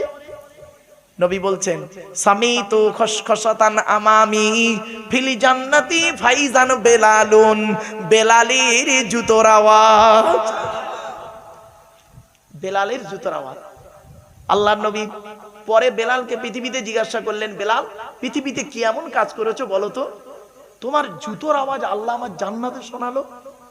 বেলাল হাউ হাউ করে কাঁদছে, যে ইয়া রাসূলুল্লাহ, আমি তেমন কিছু করতে পারি না, আমার বাড়িতে এখানে নয়, হাবশি দেশে বাড়ি, হাবশি দেশে বাড়ি। উমাইয়া বিন খলফের গোলাম ছিলাম, অত্যাধিক মারতো আমাকে, আপনার সাহাবী আবু বকর আমাকে কিনে আজাদ করে দিয়েছে, আমার কিছুই নেই, আমার এখানে কেউ নেই, তা কি করবো? আমি ইসলামের জন্য কিছুই করতে পারিনি, তবে 2টো কাজ করি। কটা কটা কটা? আমার মা বোনরা শুনে নিন, বাবাজিরা শুনে নিন, আমি 2টো কাজ করি। কি বলো বেলাল? 1 নাম্বার, ইয়া রাসূলুল্লাহ, আমি নাপাক অবস্থায় বেশিক্ষণ থাকি না। কি কি কি? নাপাক অবস্থায় বেশিক্ষণ থাকি না। বাবারা শুনে নিন, মা বোনেরা শুনে নিন, খবরদার। অনেক ব্যক্তি আছে দেখবেন, স্বামী স্ত্রী রাত 12টার সময় নাপাক হয়েছে, সকাল সকাল গোসল না করে তারা করে কি, পরের দিন বেলা 12টার সময় বাজার ঘাট ঘুরে এসে গোসল করছে নাপাক দেহ নিয়ে। খবরদার করবেন না। হযরতে বেলাল বলছেন, ইয়া রাসূলুল্লাহ, আমি যখন নাপাক হয়ে যাই সঙ্গে সঙ্গে ওযু গোসল তায়াম্মুম যেটা প্রয়োজন আমি সেটা নাপাক থেকে পাক হয়ে যাই। এক নাম্বার। বলে কেন করো এত তাড়াতাড়ি? বলছে ওই অবস্থায় যদি আমি নাপাক অবস্থায় যদি মরে যাই আল্লাহর দরবারে আমি নাপাক দেহটাকে নিয়ে কি করে দাঁড়াবো? ভয় কারে বলে বুঝতে পারছেন এবার? এরপরে কি করো? বলছে আমি মসজিদে নববীতে ঢুকে 2 রাকাত তাহিয়াতুল ওযুর নামাজ আদায় করি। এটা জান্নাতে দেখলেন। এবার জাহান্নামে কি দেখলেন? সংক্ষেপে বলে দিচ্ছি, বেশি টাইম নেই হাতে। জাহান্নামের গেটটা খোলা হয়েছে। মা বোনেরা শুনে নিন, জাহান্নামের গেটটা খোলা হয়েছে। জাহান্নামের গেটে নবীজি দেখছেন যুবক আর যুবতীদের, এই যুবক ছেলেরা শুনে নাও, যুবক আর যুবতীদের লজ্জাস্থান থেকে পুঁজ আর রক্ত বেরোচ্ছে। লজ্জাস্থান থেকে পুঁজ আর রক্ত বেরোচ্ছে আর তারা খুব চিৎকার করছে। আল্লাহর নবী তাদের কষ্ট দেখতে পেয়ে জিবরাইলকে বললেন, মান হাউলাকি ইয়া কি জিবরাইল, ও ভাই জিবরাইল এরা কারা? জিবরাইল বলছেন আযুনাত, এরা হলো ব্যভিচারকারী নারী আর পুরুষ, পৃথিবীতে জেনা করে করে বেড়াতো। আচ্ছা বাপেরা বলুন তো দেখি, এই ঘটনাটা শোনার পরে আপনাদের কি ধারণা হচ্ছে বলুন?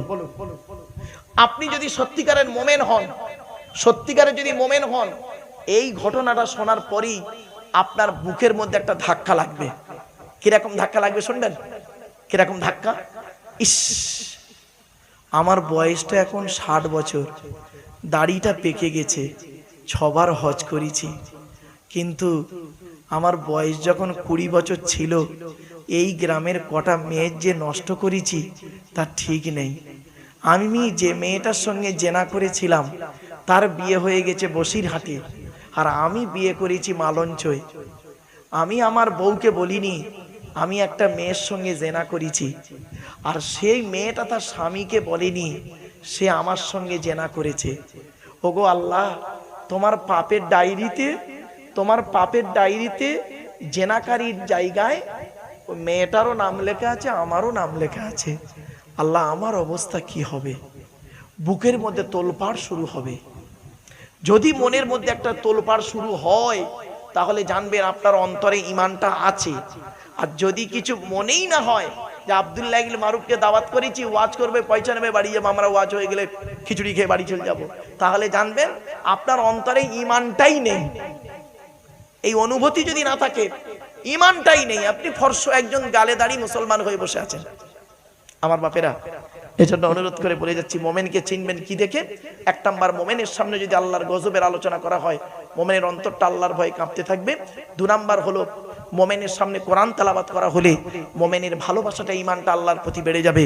3 নাম্বার হলো মোমেন ব্যক্তি ভরসা করবে পৃথিবীর কোনো ব্যক্তি বস্তুর উপরে নয়, একমাত্র আল্লাহর উপরে ভরসা করবে।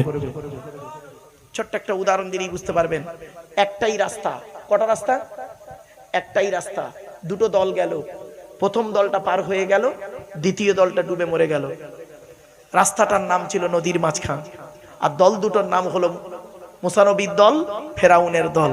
মুসা নবীর ভরসাটা রাস্তার উপরে ছিল না, মুসা নবীর ভরসাটা আল্লাহর উপরে ছিল, আল্লাহ পার করে দিল। আর ফেরাউনের ভরসাটা আল্লাহর উপরে ছিল না, রাস্তার উপরে ছিল, সৈন্যদের উপরে ছিল, বেটা ডুবে মরে গেল। বাড়িতে গিয়ে ভাববেন। 4 নাম্বার হলো মোমেনকে চিনবে কি দেখে? 5 ওয়াক্ত নামাজ আদায় করবে। 5 নাম্বার হলো মোমেনকে চিনবে কি দেখে? আল্লাহ পাক তাকে অর্থ দিয়েছে, টাকা পয়সা দিয়েছে, মোমেন ব্যক্তি করবে কি? টাকা পয়সাগুলো, ধন সম্পদগুলোকে আল্লাহ রাস্তায় দান করবে। জোরে বলো। আরেকটা দলিল দিচ্ছি। আল্লাহ বলছে আব্দুল্লাহ ইবনে মারুফ, বেড়া চাপা না বাবা, এটা হ্যাঁ বেড়া চাপার নাম তো নাকি? আমি খালি চাপাডাঙ্গা বলে ফেলছি, যাই হোক। তো বেড়া চাপার মানুষ তোমাকে ডেকেছে, তুমি ওদেরকে ভালো ভালো লেকচার দিচ্ছ কোরআনে আয়াত বলে বলে, তুমি ফেরেশতা মনে করেছো নাকি?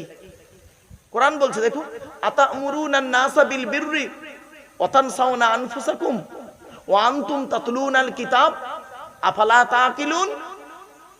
1 নম্বর পারার 5 নম্বর পৃষ্ঠা 7 নম্বর লাইন, সূরার নাম সূরা বাকারা। তোমরা মানুষদেরকে ভালো কাজের আদেশ করো আর নিজেরাই ভালো কাজ থেকে ভুলে থাকো। তুমি লোককে লেকচার দিতে নিজেই ভুলে আছো। ওয়া আনতুম তাতলুনাল কিতাব, তোমরা কি কিতাব পড়ো না? আফালা তাকিলুন, তোমাদের কি কোনো জ্ঞান গম্য নেই? আল্লাহ বলছে বাবা জ্ঞান নেই, নামের পাশে এতগুলো ডিগ্রি অর্জন করেছি তো। আল্লাহ বলছে ডিগ্রির কোনো দাম নেই। চলুন কোরআন কি বলছে দেখি। ওয়ালাকাদ যারানা লি জাহান্নামা কাসীরাম মিনাল জিন্নি ওয়াল ইনসি লাহুম কুলুবুল লা ইয়াফকাহুনা বিহা ওয়া লাহুম আ'য়ুনুল লা ইবসিরুনা বিহা ওয়া লাহুম আযানুল লা ইয়াসমাউনা বিহা উলাইকা কাল আনআম বাল হুম আদাল উলাইকা হুমুল গাফিলুন। 9 নম্বর পারা 13 নম্বর পৃষ্ঠার প্রথম নম্বর লাইন, সূরার নাম সূরা আরাফ আল কোরআন।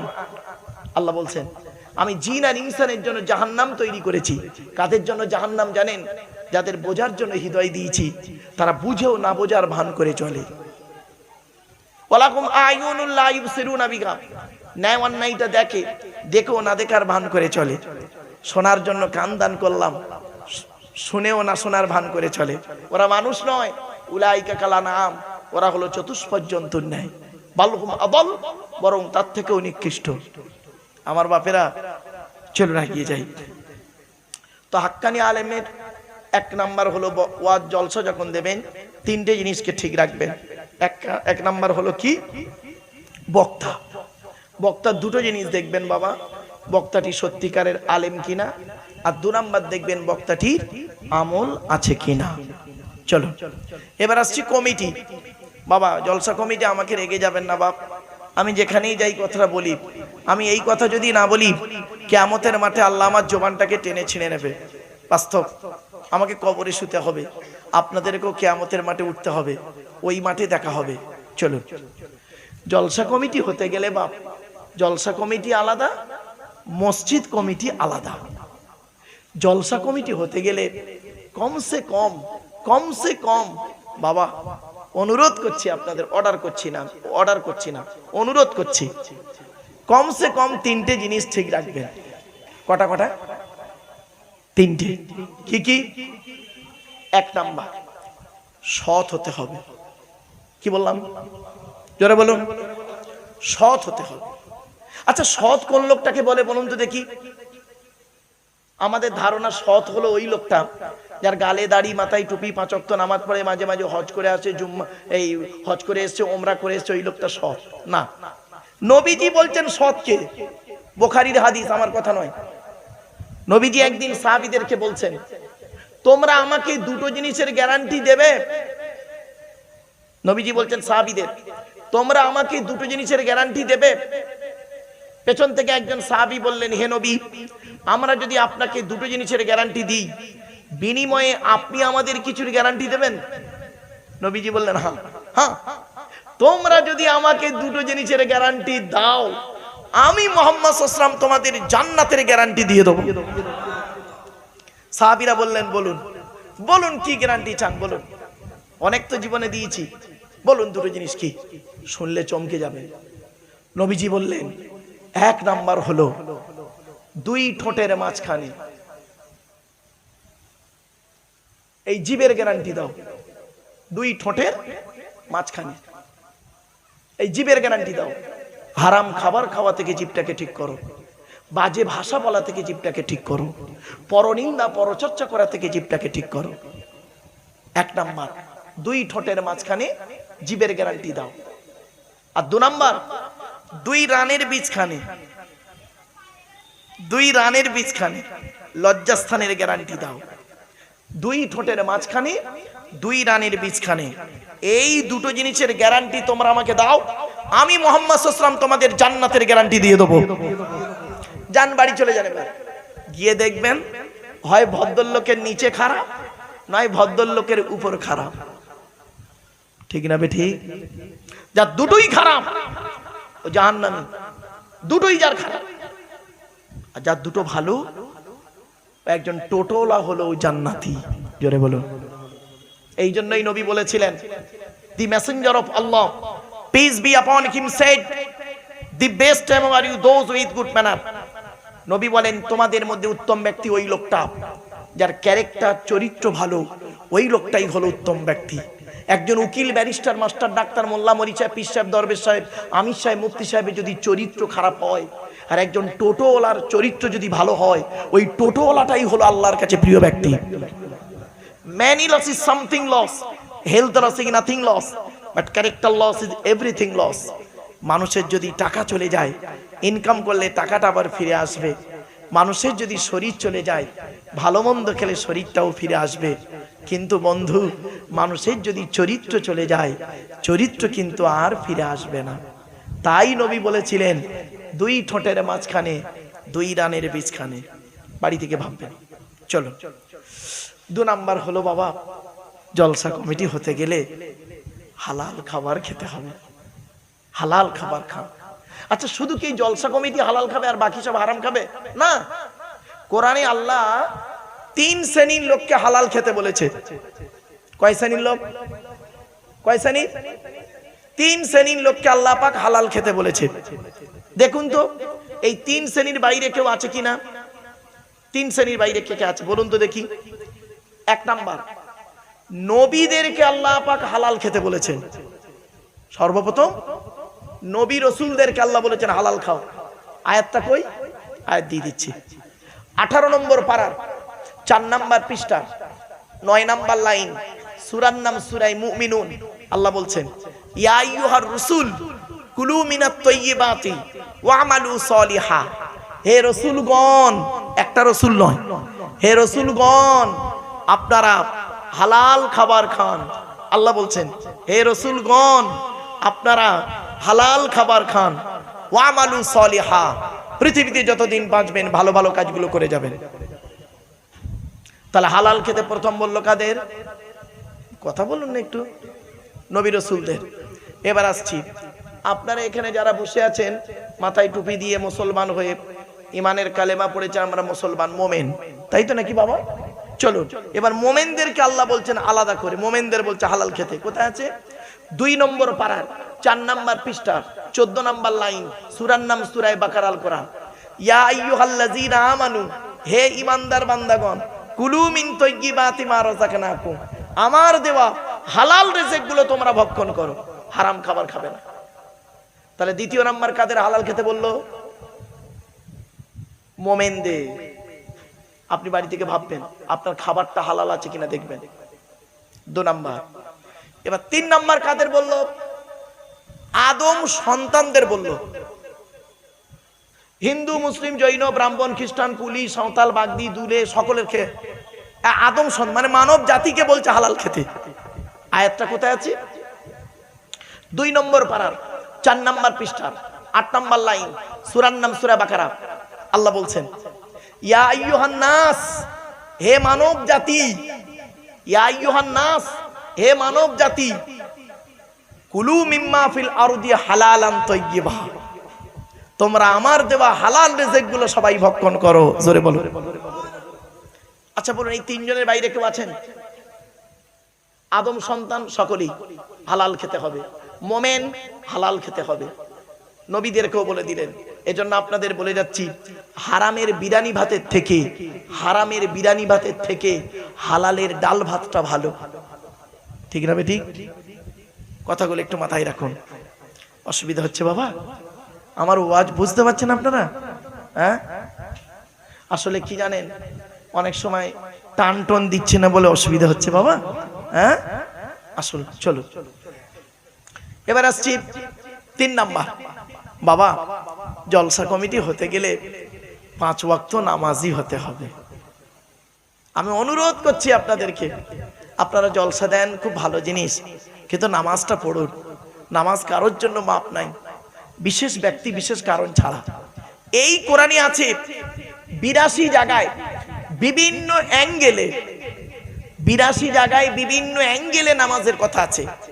আর এই কোরআনে আছে 92 জায়গায় লেখাপড়ার কথা। কত কত কত? তা কোন সংখ্যাটা বেশি, 82 না 92? তাহলে লেখাপড়ায় পিছিয়ে কেন? এইখানেই তো গন্ডগোল হয়ে গেল। আপনি নামাজের জন্য মানুষকে বলছেন, লেখাপড়ার গুরুত্ব কেন দিচ্ছেন না আপনারা? যেখানে 92 জায়গায় আছে লেখাপড়ার কথা। ভাবতে পেরেছেন? চলুন একটু ধৈর্যের পরিচয় দিন, একটা একটা করে বলার সুযোগ দিন। এবারে আসছি মসজিদ কমিটি। রাগ করবেন না কিন্তু, এইখানেই আলোচনাটা খুব জটিল, খুব জটিল আলোচনা, কিন্তু কেউ দয়া করে রেগে যাবেন না। আমি কাউকে ব্যক্তিগত আঘাত করতে আসিনি বাবা। ছোট্ট একটা উদাহরণ দিচ্ছি। আপনাদের এখানে মসজিদ, জুম্মা মসজিদ আছে? আচ্ছা, ধরুন কালকের জুম্মার দিনে একজন মুসলিম যুবক ছেলে সাদা পায়জামা পাঞ্জাবি সাদা টুপি পরে অজু করে প্রচুর পরিমাণ বাংলা মদ খেয়েছে। কি মদ? বাংলা মদ খেয়েছে, ইচ্ছা করে ছেলেটা মদ খেয়ে মসজিদে উঠেছে জুম্মার নামাজ পড়তে। আপনারা সর্বপ্রথম তাকে কি করবেন? বলুন বলুন বলুন বলুন। বের করে দেবেন। ছেলেটি বের হতে না চাইলে মেরে জোর করে বের করে দেবেন। ছেলেটির অপরাধ মদ হারাম খাবার, মসজিদ পবিত্র স্থান, হারাম খাবার খেয়ে পবিত্র স্থানে উঠেছে, তাই তাকে বের করে দিলেন। বের হতে চাইল না, মেরে বের করে দিলেন। কত ভালো মানুষ আপনারা। এ মুসলমান, মদখোরকে মসজিদ থেকে মেরে বের করে দিলেন আর সুদখোরকে মসজিদের সেক্রেটারি বানিয়ে দিলেন। মদখোরকে মসজিদ থেকে মেরে বের করে দিলেন আর জেনাখোরটাকে সভাপতি বানিয়ে দিলেন। মদখোরকে মসজিদ থেকে মেরে বের করে দিলেন আর যে লোকটা সমাজের পাপ কাজে লিপ্ত, হারাম খাবার খেয়ে খেয়ে শেষ করে ফেলেছে, মসজিদ যেদিন হয় ঢালাইয়ের দিনে 100 বস্তা সিমেন্ট দিয়েছিল আর মানে পাথর বসানোর জন্য 2 লাখ টাকা দিয়েছিল, তাকে আপনারা সভাপতি বানিয়ে দিলেন। ও আপনাদের খাতায় সভাপতি, আল্লাহর খাতায় এই আল্লাহর কথায় সভাপতি নয়। শুনে নিন, মসজিদ কমিটি কে হবে কোরআনে আল্লাহ বলে দিয়েছে, আমি বলিনি, কোরআন বলছে। ছোট্ট একটা উদাহরণ দিচ্ছি। মসজিদ কার ঘর? কোরআন বলছে, দেখি কার ঘর। ওয়ান্নাল মাসাজিদা লিল্লাহি ফালা তাদউ মা আল্লাহি আহাদা, সূরা জিন 29 পারা। মসজিদগুলি হলো আল্লাহর জন্য, আল্লাহ ছাড়া কারো ইবাদত করো না। তাহলে বোঝা গেল মসজিদ আল্লাহর ঘর। ক্লিয়ার? তা আল্লাহর ঘর যদি মসজিদ হয়, তা মসজিদের কমিটি কে করবে? যার ঘর সে করবে। আরে ভাই বলে কথা বলে না, তাই তো? তা মসজিদ কমিটি আল্লাহই করবে। আল্লাহই তো মসজিদ কমিটি করে দিয়েছে। আপনি যদি না মানেন, তার জন্য কি আল্লাহকে দায়ী করবেন? আল্লাহ তো এই কোরআনে মসজিদ কমিটি করে দিয়েছে, আপনি তো জানেন না। এই ওয়াজ তো আপনাদেরকে করা হয়নি। আপনাদেরকে ওয়াজ করা হয়েছে কিরকম জানেন? কোন কিসসা কাহিনী ঘটনা দিয়ে আপনাদেরকে বোঝানো হয়েছে। বাবা, কোরআন কি বলছে শুনুন। এই কোরআনকে নিয়ে সারা পৃথিবী গবেষণা করছে। America, London, France, Britain, Japan, Jordan, Germany ঠান্ডা করে বসে বসে কোরআনকে নিয়ে গবেষণা করছে। কারা করেছে? Humphrey David, Michael Faraday, Einstein, Isaac Newton, doctor Maurice Bucaille, mister Cook, mister Jabiri, mister Campbell, Raja Rammohan Roy, Ishwarchandra Vidyasagar, Rabindranath Tagore, Acharya Jagadish Chandra Bose, Francis Drake, Williams কিটমুর, Williams Harvey, Thomas, George Bernard, এরা কোরআনকে নিয়ে গবেষণা করলো। আর আমরা কিছু মৌলবি, সকলে নয়, আমরা কিছু মৌলবি কি করলাম? এই কোরআনটাকে নিয়ে কি করলাম? তেল পড়া, পানি পড়া, ওয়াজ করা, খতম পড়া, তাবিজ মরা, ঘর বন্ধ করা আর নিজেদের মধ্যে মারামারি করা। কিরকম মারামারি? গোল টুপি, লম্বা টুপি, চেরা জামা, ফাড়া জামা, তবলিগ, ফুরফুরা, বেরেলি, ওয়াহাবি, জামাত ইসলামী, আহলে হাদিস, বুকে হাত বাঁধা, নাভির নিচে হাত বাঁধা, জোরে আমিন বলা, আস্তে আমিন বলা, জানাজার পরে দোয়া করা না করা, কিয়াম করা না করা, 20 রাকাত তারাবি, 8 রাকাত তারাবি, 1 রাকাত বেতের, 3 রাকাত বেতের, এই নিয়ে মারামারি। এ ওর বলে কাফের, ওর বলে কাফের। ঠিক না বেঠি? বাড়ি থেকে ভাববেন। আমার বাপেরা, আপনারা এই জাল থেকে বের হয়ে আসুন। এই জালের ভিতরে থাকবেন না। এই জালের ভিতরে থাকলে না কি হবে জানেন? আপনার ব্রেনটা ঠিক রাখতে দেবে না, রাখতে পারবেন না। আজকে জাস্ট উদাহরণ দিচ্ছি। আজকে ধরুন 4টে বক্তা আনলেন আপনি, 4টে সিলসিলা, 4টে বক্তা। উদাহরণ দিচ্ছি বাবা, 4টে সিলসিলা, 4টে বক্তা আনলেন, তবলিগ, ফুরফুরা, বেরেলি আর আহলে হাদিস।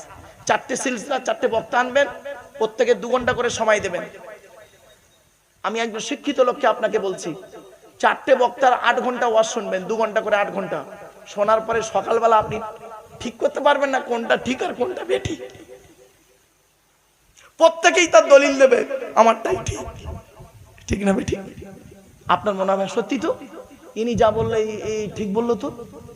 আবার এরপরে যে উঠবে এর গোজা মারছে, গোজা অ্যাঙ্গেলে গোজা মারছে ওর না, ইনি যা বলছে এটাও তো ঠিক। তৃতীয় নাম্বার যে উঠবে না, ওই দুটোর থেকে এ তো ঠিক বলছে। চতুর্থ নাম্বার যে উঠবে ওই তিনটি বেকার, এইটাই ঠিক, পাগল হয়ে যাবে। বাবা এই জন্য বিতর্কিত আলোচনায় কোনোদিন যাবেন না। বিতর্কিত আলোচনাটা না শিক্ষিত জ্ঞানী লোকেদের ব্যাপার, ওটা আম মানুষ যতটুকু বোঝেন সেই মোতাবেক আলোচনাটাই যথেষ্ট, ঠিক না বেঠিক বাবা? এজন্য আমি দেখবেন আমার যত বক্তব্য আছে পৃথিবীতে, ভারতবর্ষ, নেপাল, বাংলাদেশ, 1994 সাল থেকে ওয়াজ করছি, 2025 31 বছর জলসা জীবনে আমি বিতর্কিত আলোচনায় যাই না। কেন জানেন? আমি জানি একজন সাধারণ মানুষ কোরআন হাদিস শোনার জন্য বসেছে, আমলের উদ্দেশ্য নিয়ে বসেছে, আর তার ব্রেনটা যদি আমি বিগড়িয়ে দিয়ে দিই তাহলে ও করবেটা কি, যাবেটা কোথায়? সেজন্য বাপ সত্য কথাই আপনি দেখবেন আমার কোনো বক্তব্য আপনারা শুনবেন আমি বিতর্কিত আলোচনায় যাই না, করি না, চেষ্টা করি। তাহলে আমি 3 ঘন্টা 3.5 ঘন্টা কি বকি? এই তো রেকর্ডিং হচ্ছে, শুনবেন যে কি বলছে, কোরআন হাদিসের বাইরে বলছে না ভিতরে বলছে। আমার বাপেরা চলুন এগিয়ে যাচ্ছি। এবার আসছি মসজিদ কমিটি কাকে করবেন। কোরআন বলে দিয়েছে মসজিদ কমিটি কে হবে। বলবো? এই বলবো কি বলুন? যাকে তাকে মসজিদ কমিটি করবেন না। আল্লাহ পাক কোরআনে বলেছে যার মধ্যে 5টা গুণ থাকবে। কটা কটা? আল্লাহ বলছেন যার মধ্যে 5টা গুণ থাকবে ওই লোকটা আমার ঘরের সভাপতি, ক্যাশিয়ার, সেক্রেটারি, কমিটি হওয়ার যোগ্য। 5টা গুণ কি কি শুনে নিন। কোথায় আছে আয়াতটা বলে দিচ্ছি, চিন্তা নেই। 10 নম্বর পারা, 10 নম্বর পারার 8 নম্বর পৃষ্ঠা 9 নম্বর লাইনে সূরার নাম সূরায়ে তাওবা 18 নম্বর আয়াতে আল্লাহ বলছেন। এবার আয়াতটা পড়ি, বাংলা মানে করি। ইন্নামা ইয়ামুরু মাসাজিদাল্লাহ মান আমানা বিল্লাহ 1 নম্বর, ওয়াল ইয়াউমিল আখিরি 2 নম্বর, ওয়া আকামাস সালাহ 3 নম্বর, ওয়া আতাজ যাকাত 4 নম্বর, ওয়া লাম ইয়াখশা ইল্লাল্লাহ 5 নম্বর, ফাসা উলাইকা ইয়াকুনু মিনাল মুহতাদিন। এই 5টা গুণ। এবার মানেগুলো করি। আল্লাহ বলছেন আমার ঘরের দায়িত্ব তারাই নেবে যাদের মধ্যে কমসে কম 5টা গুণ থাকবে। 1 নম্বর কি? মান আমানা বিল্লাহ, যে ব্যক্তি আল্লাহকে 100% বিশ্বাস করবে। কত পার্সেন্ট? 100%। এখন এই 100% এর একটু ব্যাখ্যা করে দিই, তবে ব্রেনটা ক্লিয়ার হয়ে যাবে। দেখুন, আচ্ছা বাবা আমি আপনাদেরকে একটা প্রশ্ন করছি, রেগে যাবেন না কেউ। আপনারা আল্লাহকে 100% বিশ্বাস করেন? হ্যাঁ? আমি একটু হেসে ফেললাম, কেন জানেন? আমার একটা নেচা। যাই হোক, আপনারা বললেন, আমি আপনাদের জিজ্ঞাসা করলাম আপনারা আল্লাহকে 100% বিশ্বাস করেন? আপনারা বললেন হ্যাঁ। আমি একটু মুচকে হেসে ফেললাম। কেন? কোরআনের একটা আয়াত বলি, নিজেরাই বুঝতে পারবেন। আল্লাহর নবী একদিন দাঁড়িয়ে আছেন, 26 পারায় ঘটনাটা আছে। আয়াতটা আগে পড়ি। আচ্ছা আয়াতটা, এই ঘটনাটা বলে আয়াতটা পড়লে ভালো হবে। আল্লাহর নবী একদিন দাঁড়িয়ে আছেন, এমত অবস্থায় কিছু লোক নবীর কাছে এসেছেন। কিছু লোক নবীর কাছে এসে বলছে, ইয়া রাসূলুল্লাহ, আমরা আল্লাহকে 100 ভাগ বিশ্বাস করি। কত ভাগ? মানে 100%, 100 ভাগ বিশ্বাস করি আল্লাহকে। তা নবীজি বললেন বাহ বাহ, খুব ভালো খুব ভালো। বলে নবীজি দাঁড়িয়ে আছে, হঠাৎ আল্লাহ রাব্বুল আলামিন করলেন কি, জিবরাইলকে বললেন জিবরাইল চলে যাও, চলে যাও। আমার নবী অত্যন্ত সাদামাটা মানুষ, ওরা বলল আর নবী বলছে বাহ বাহ ভালো, যাও।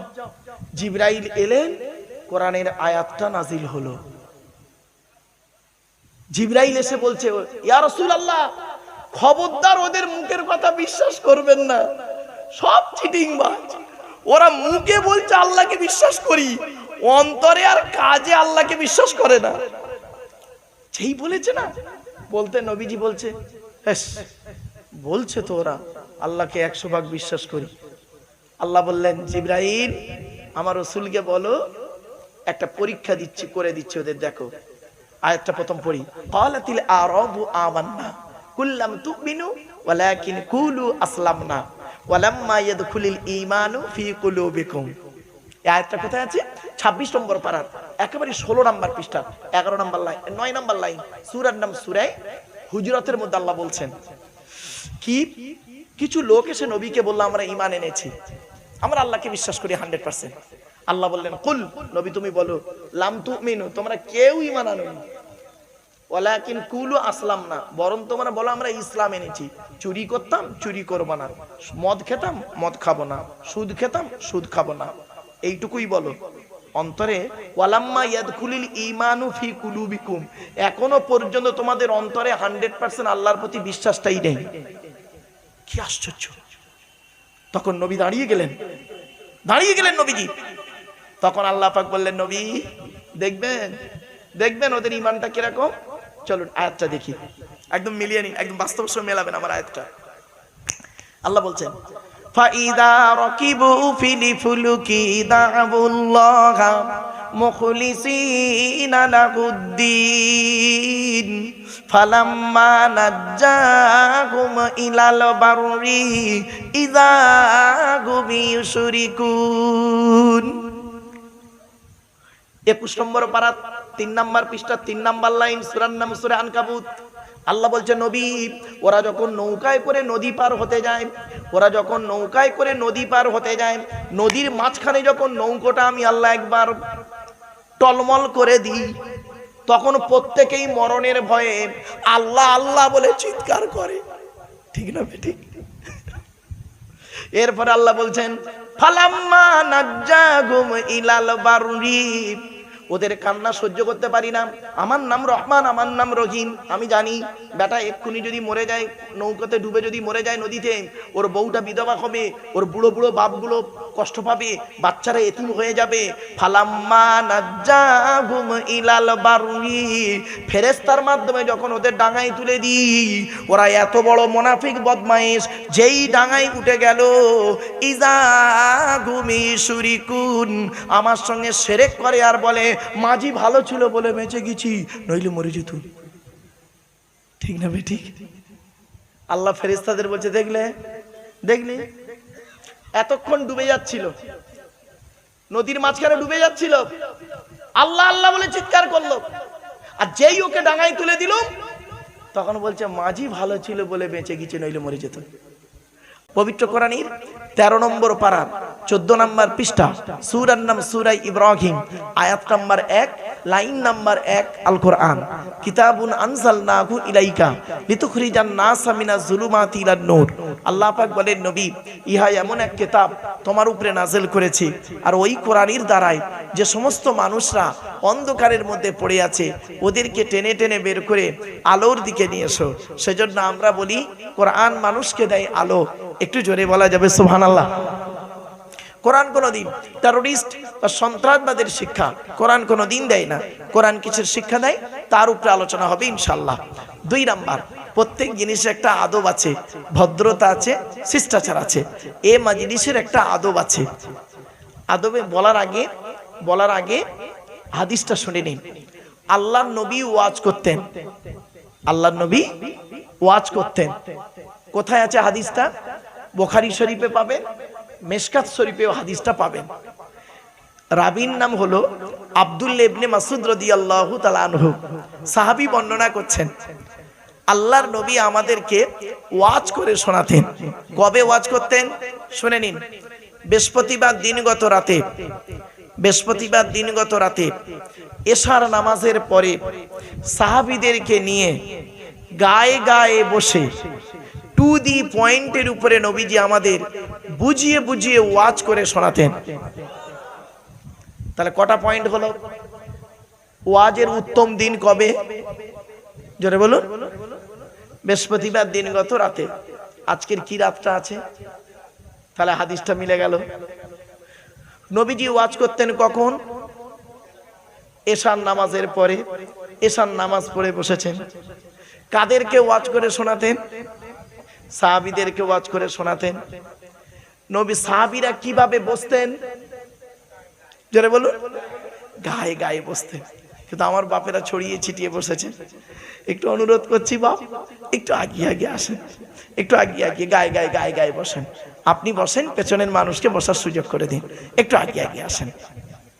কোরআনে আল্লাহ বলছেন, আমি বলিনি বাবা, আমারে ভুল বুঝবেন না। কোরআনে আল্লাহ পাক বলছেন, ইয়া আইয়ুহাল্লাযীনা আমানু ইযা কিলা লাকুম তাফাসসাহু ফিল মাজালিসি ফাফসাহু ইয়াফসাহিল্লাহু লাকুম ওয়া ইযা কিলা আনশুযু ফানশুযু ইয়ারফাইল্লাহু লাকুম। এই আয়াতটা কোথায় আছে? 28 নম্বর পারার 2 নম্বর পৃষ্ঠার 13 নম্বর লাইন, সূরার নাম সূরা মুজাদালার 11 নম্বর আয়াত। আল্লাহ বলছেন, হে ঈমানদার বান্দাগণ, মজলিসের ভিতরে যখন ফাঁকা জায়গায় তোমাকে পূরণ করতে বলা হবে, তখন তুমি সামনের ফাঁকা জায়গাটা একটু পূরণ করে দিয়ে গায়ে গায়ে গায়ে গায়ে বসবে। ফাঁকা জায়গায় ফাঁকা রাখলে অসুবিধাটা কি? শয়তান ওখানে বসবে, কানে কানে কুমন্ত্রণা দেবে। শয়তান কি চায় ওটা কোরআন জানিয়ে দিচ্ছে।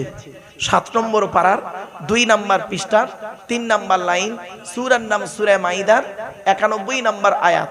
আল্লাহ বলছেন, ইন্নামা ইউরিদুশ শাইতানু আন ইউকিয়া বাইনাকুমুল আদাওয়াতা ওয়াল বাগদাআ ফিল খামরি ওয়াল মাইসিরি ওয়া ইয়াসুদ্দাকুম আন যিকরিল্লাহ ওয়া আনিস সালাত। আল্লাহ বলছেন, শয়তান কি চায় জানো? মদ আর জুয়ার মাধ্যমে শয়তান তোমাদের মাঝে মারামারি লাগিয়ে দিতে চায়। আর কি চায়? ওয়া ইয়াসুদ্দাকুম আন যিকরিল্লাহ, আল্লাহর ইবাদত থেকে শয়তান তোমাকে বাধা সৃষ্টি করতে চায়। আর কি চায়? ওয়া আনিস সালাত, নামাজ থেকে শয়তান তোমাকে বাধা সৃষ্টি করতে চায়। তাই কোরআনের উদ্ধৃতি দিয়ে আলোচনার প্রারম্ভে আপনাদেরকে আমি একটু আহ্বান করছি। পবিত্র কোরআন 2 নম্বর পারা 11 নম্বর পৃষ্ঠা 9 নম্বর লাইন, সূরার নাম সূরা বাকারা আয়াত নাম্বার 208। আল কোরআন, ইয়া আইয়ুহাল্লাযীনা আমানু উদখুলু ফিস সিলমি কাফা, হে ঈমানদার বান্দাগণ, পরিপূর্ণভাবে ইসলামের মধ্যে প্রবেশ করো। ওয়ালা তাত্তাবিউ খুতুওয়াতিশ শাইতান, শয়তানের পথকে অনুসরণ করিও না। ইন্নাহু লাকুম আদুউম মুবিন, শয়তান হলো তোমাদের প্রকাশ্য দুশমন। So I request for you, সোনো মাইন এক্সকিউজ মি, আলোচনার প্রারম্ভে আপনাদেরকে একটু আহ্বান করলাম। এবার আসছি আলোচনার বিষয়বস্তু সম্পর্কে। তার আগে একটা কথা বলে নিই বাবা, আপনারা যখনই জলসা দেবেন 3টে জিনিসকে ঠিক রাখবেন। কটা যতদিন বাঁচবেন দয়া করে একটু মনে রাখবেন যে আব্দুল্লাহ কিল মারুফকে ভুলে একবার এনে ফেলেছিলাম, আর লোকটা এই কথাগুলো বলে গিয়েছিল। যখনই জলসা দেবেন 3টে জিনিসকে ঠিক রাখবেন। এক নাম্বার বক্তা, কি বললাম বাবা? বক্তা। 2 নাম্বার কমিটি, 3 নাম্বার শ্রোতা। চলুন একটু খুলে বলি। বক্তার কি দেখবেন? বক্তার 2টো জিনিস দেখবেন। 1 নাম্বার দেখবেন বক্তাটি সত্যিকারের আলেম কিনা। আমার ভাষা বুঝতে পারছেন? সত্যিকারের আলেম কিনা, এডুকেটেড পারসন কিনা, শিক্ষিত মানুষ কিনা। 1 নাম্বার। শুধু ডিগ্রি থাকলে হবে না, বক্তাটি আমল আছে কিনা, বক্তাটি 5 ওয়াক্ত নামাজ পড়ে কিনা, বক্তাটি রমজান মাসে রোজা রাখে কিনা, বক্তাটি ওর স্ত্রীর হক আদায় করে কিনা, বক্তাটি তার ভাই বোনের সঙ্গে সুসম্পর্ক রাখে কিনা, বক্তাটি তার পিতামাতার হক আদায় করে কিনা, বক্তাটির রমজান মাসে রোজা রাখে কিনা, বক্তাটির চরিত্রটা ঠিক আছে কিনা। কেন বললাম জানেন? শুনে নিন। আল্লাহর নবী বলেছেন, আমাকে ভুল বুঝবেন না, আল্লাহর নবী বলেছেন, কোন আলিমান হাক্কানি আলেম হও, কোন আলিমান হাক্কানি আলেম হও। হাক্কানি আলেম হতে পারোনি, ঠিক আছে, আও মুতাআল্লিমান, হাক্কানি আলেমের ছাত্র হও, তাও সুযোগ পাওনি, ঠিক আছে, আও মুস্তামিয়ান, হাক্কানি আলেমরা যেটা বলে মনোযোগ সহকারে শ্রবণ করো এবং আমল করো, তাও সুযোগ পাওনি, ঠিক আছে, আও মুহিব্বান, হাক্কানি আলেমদেরকে অন্তর দিয়ে ভালোবাসো, ওয়ালা তাকুন খামিসান ফাতুহলিকু, 5 নাম্বারটা হতে যেও না, তাহলে জাহান্নামী হয়ে যাবে। তার কি বললো? প্রথম হাক্কানি আলেম হও। হাক্কানি আলেম হতে যদি না পারেন, হাক্কানি আলেমের ছাত্র হন, তাও যদি সুযোগ না পান, হাক্কানি আলেমরা যেটা বলেন মনোযোগ সহকারে শ্রবণ করুন এবং আমল করুন, তাও যদি সুযোগ না পান, হাক্কানি আলেমদেরকে অন্তর দিয়ে ভালোবাসুন। এখন একটি প্রশ্ন, হাক্কানি আলেম কে? কোন লোকটাকে হাক্কানি আলেম বলবো? গালে দাড়ি, মাথায় টুপি, বড় পাঞ্জাবি, কোরআন বলে, হাদিস বলে, ওয়াজ করে, হজ করে, মাদ্রাসায় পড়ায়, কলেজে পড়ায়, মসজিদে পড়ায়, ইমামতি করে, কোন লোকটাকে হাক্কানি আলেম বলবো? চলো, আমি বলবো না, আল্লাহর নবী বলছেন হাক্কানি আলেমকে। হাদিসটা শুনে নিন, এই হাদিসটা শুনলেই বুঝতে পারবেন। আল্লাহ রাসূল বলছেন, আল্লাহু আজওয়াদু জুদান ওয়ানা আজওয়াদু বানি আদম ওয়াজাদুকুম বাদি রাজুলুন আলিমা ইলমান ফানাশরাহু ইয়াতি ইয়াউমাল কিয়ামাতি আমিরান ওয়াহিদা। এর সহজ সরল বাংলা মানেটা কি? আল্লাহ নবী বলছেন, আল্লাহ হলেন সবথেকে বড় দাতা। কি কি? আল্লাহ হলেন সবথেকে বড় দাতা। আল্লাহর পরে এই পৃথিবীতে সবথেকে বড় দানশীল ব্যক্তি হলাম আমি, মুহাম্মদ সাল্লাল্লাহু আলাইহি সাল্লাম। জোরে বলো। এবার নবী কি বলছেন শুনুন, আমার পরে এই পৃথিবীতে সবথেকে বড় দানশীল ব্যক্তি কে জানো? ওই আলেম যে ইলিম অর্জন করেছেন, ইলিম মোতাবেক নিজে চলেছেন, সমাজের মানুষকে বলেছেন, তার ইলিম থেকে মানুষ উপকৃত হতে পেরেছে। ওই শ্রেণীর আলেমকে কিয়ামতের মাঠে এক একটা দলের আমির বা নেতা করে আল্লাহ তুলবে। কটা পয়েন্ট? চারটে। ইলিম অর্জন করতে হবে, ইলিম মোতাবেক নিজে চলতে হবে, ইলিম মোতাবেক নিজে চলতে হবে। খালি আমি লেকচার দেবো আর নিজে করব না। কোরআনে বলা, কোরআনের দলিলটা দিচ্ছি। 28 নম্বর পারা 10 নম্বর পৃষ্ঠা 12 নম্বর লাইন, সূরার নাম সূরা সফের 2 নম্বর আয়াত।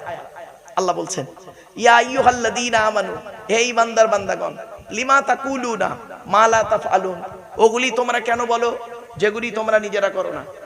কাবুরা মাকতান ইনদাল্লাহ, আল্লাহর কাছে অপছন্দের জিনিস ওই সমস্ত। আনতাকুলু, তোমরা লোককে বলে বলে বেড়াও, মা লা তাফআলুন, নিজেরা ওটা করো না। দেখলেন? এখন ধরুন আমি আপনাদের শুধু ওয়াজ শোনাবো আর আমার স্ত্রী বেনামাজি হবে না। কোরআন বলছে, ইয়া আইয়ুহাল্লাযীনা আমানু কু আনফুসাকুম ওয়া আহলিকুম নার। 28 নম্বর পারার 19 নম্বর পৃষ্ঠা 12 নম্বর লাইন, সূরার নাম সূরা তাহরিমের 6 নম্বর আয়াত। হে ঈমানদার বান্দাগণ, তোমরা আগে নিজে জাহান্নামের আগুন থেকে বাঁচো, তোমার স্ত্রী ছেলে মেয়েকে জাহান্নামের আগুন থেকে বাঁচাও। তাহলে বোঝা গেল কি ওয়াজ করা কি কঠিন, এবার বুঝতে পারছেন?